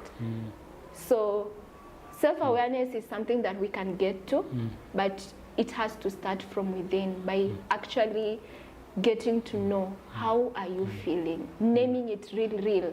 Not just saying okay, not just saying happy, you know. If you are happy, it has to be more, I'm excited, you know. My day was fantastic. It wasn't just good, it was fantastic. Yeah. On a lighter note though, does he still remember the birthdays? Unfortunately, we broke up. Yeah. That's yeah, we broke up, and I found someone else, and I'm a happy woman. Yeah, and I appreciate every little thing. And they remember the birthdays. And he remembers the birthdays. Yeah. And at times he might not get the roses, the gifts, but that small message means a lot. Yeah. And I've also learned to know that expectations has to be communicated. Yeah, exactly. You see, when you meet somebody today and you start going for those dates, you know, getting to know each other is not just telling people, I miss you, I love you, you know, I can't sleep without you, you know, what are you doing, I'm eating. Not that all that. It's getting to know somebody deep. What excites you, what makes you happy. So by knowing, you are able to lay the expectations. And when the expectations are known, you also able to know when they are not meant, how will I feel? And if I feel this, what do I do? Yeah. Not to digress, but that process of getting to know people, what excites you, what are you afraid of. I've been seeing online how people are like, they are tired of talking stages. Yeah, even there is a joke whereby, tell me about yourself. Someone sends a PDF of how many pages, how many, you know. So maybe they told this person, this is what excites me. Then it didn't work out. They told another person, they told another person. So by the time maybe they are talking stage number 17, and it's just March. So they don't even want to express themselves. The most important thing about getting to know someone, even like today, for example, we just decide, I need to know who Njeru is, and you also need to know who I am. Most people try to give what they see from others, not actually what they want for themselves. Take that again. Like, for example, you get to know somebody. So you want to know someone in a perception, but they say something about somebody else, what they see. For example, I want to be treated right. You ask me, what do I love? I tell you I love flowers. But really, that's not what I love. It's because I see my roommate getting flowers. So we are not genuine with who we are. And most of the time, we actually even don't know what who we are and what we want. That's why you see people will talk for ages. You will talk from January to December, Nabado. You just feel like, I don't know this person. You know, I'm not able to even express if I'm going through a bad day because that person hasn't opened a safe space for you. So for that to change, people need to be genuine about how they feel. It shouldn't be long. If this person is not what you want, it's always okay to always say, you know, I don't think we are connecting, and give a reason. Sikwambia mtu tuoni ikiwork na umeishia ama una blue tick and ghost. No. I tell my community we are women of excellence, and women of excellence get to know and talk for themselves boldly, stating what you love, what you don't like, and when the boundaries are crossed, you are also able to communicate to it. So that is key, and that is self-awareness. And it just goes through even to our emotional intelligence. I like that. At the beginning, you had mentioned something about frustration. If it's happiness, you don't just say you're happy, you say you're excited. And most people, also myself included, sometimes we don't even know what we are feeling. And most people are silently battling with emotions. So maybe you can take us through that. Yeah, because sometimes you just label emotions like, I'm sad, I'm happy. Yeah, so thank you so much for that. Emotions are diverse. Actually, if you check, I'll just still use that Daniel's book as a reference.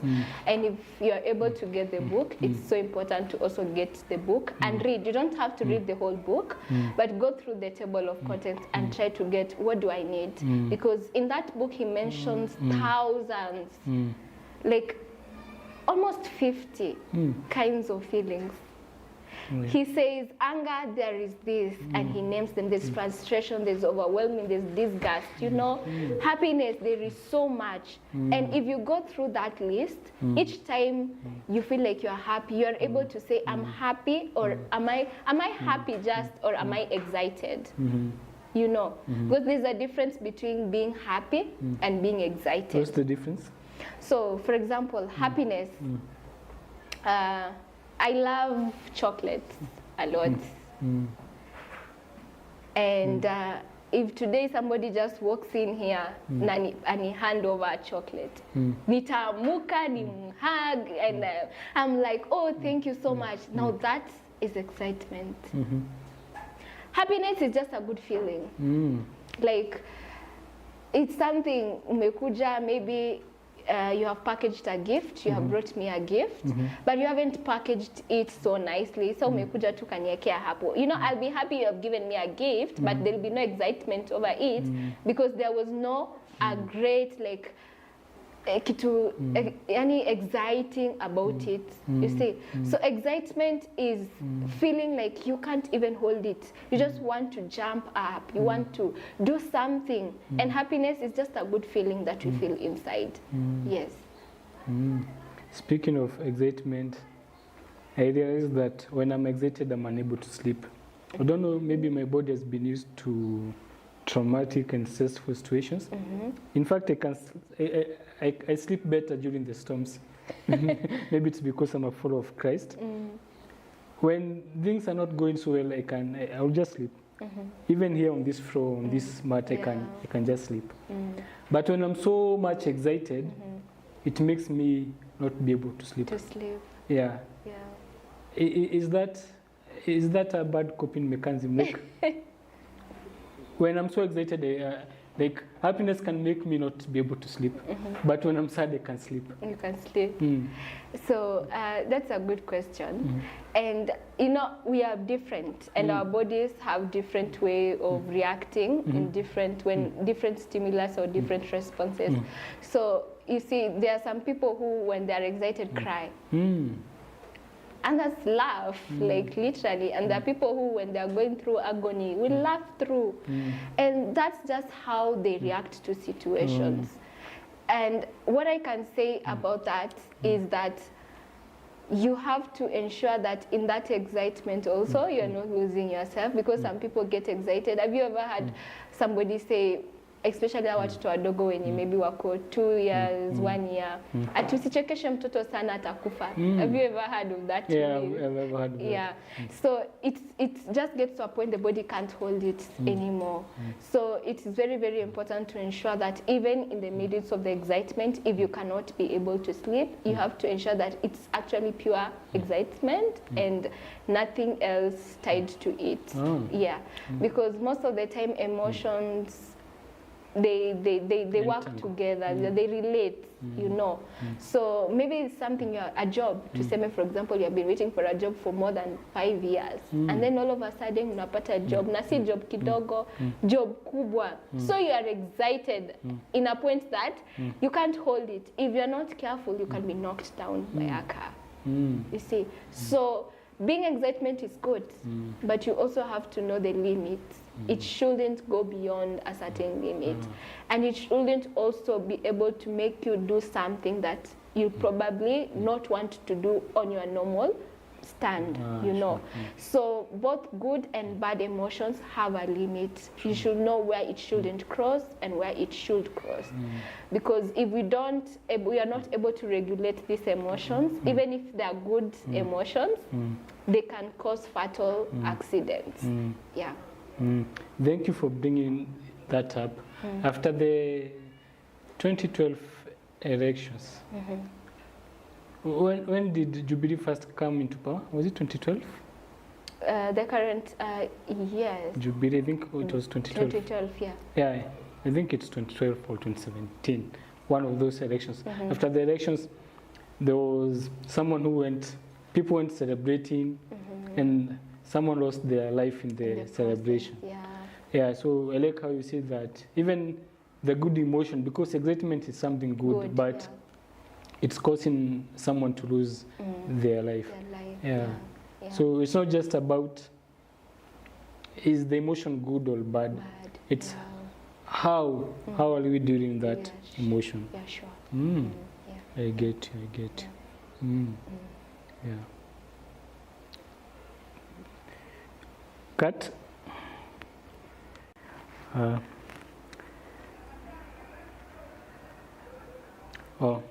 So how do overwhelming emotions begin to affect our thought process?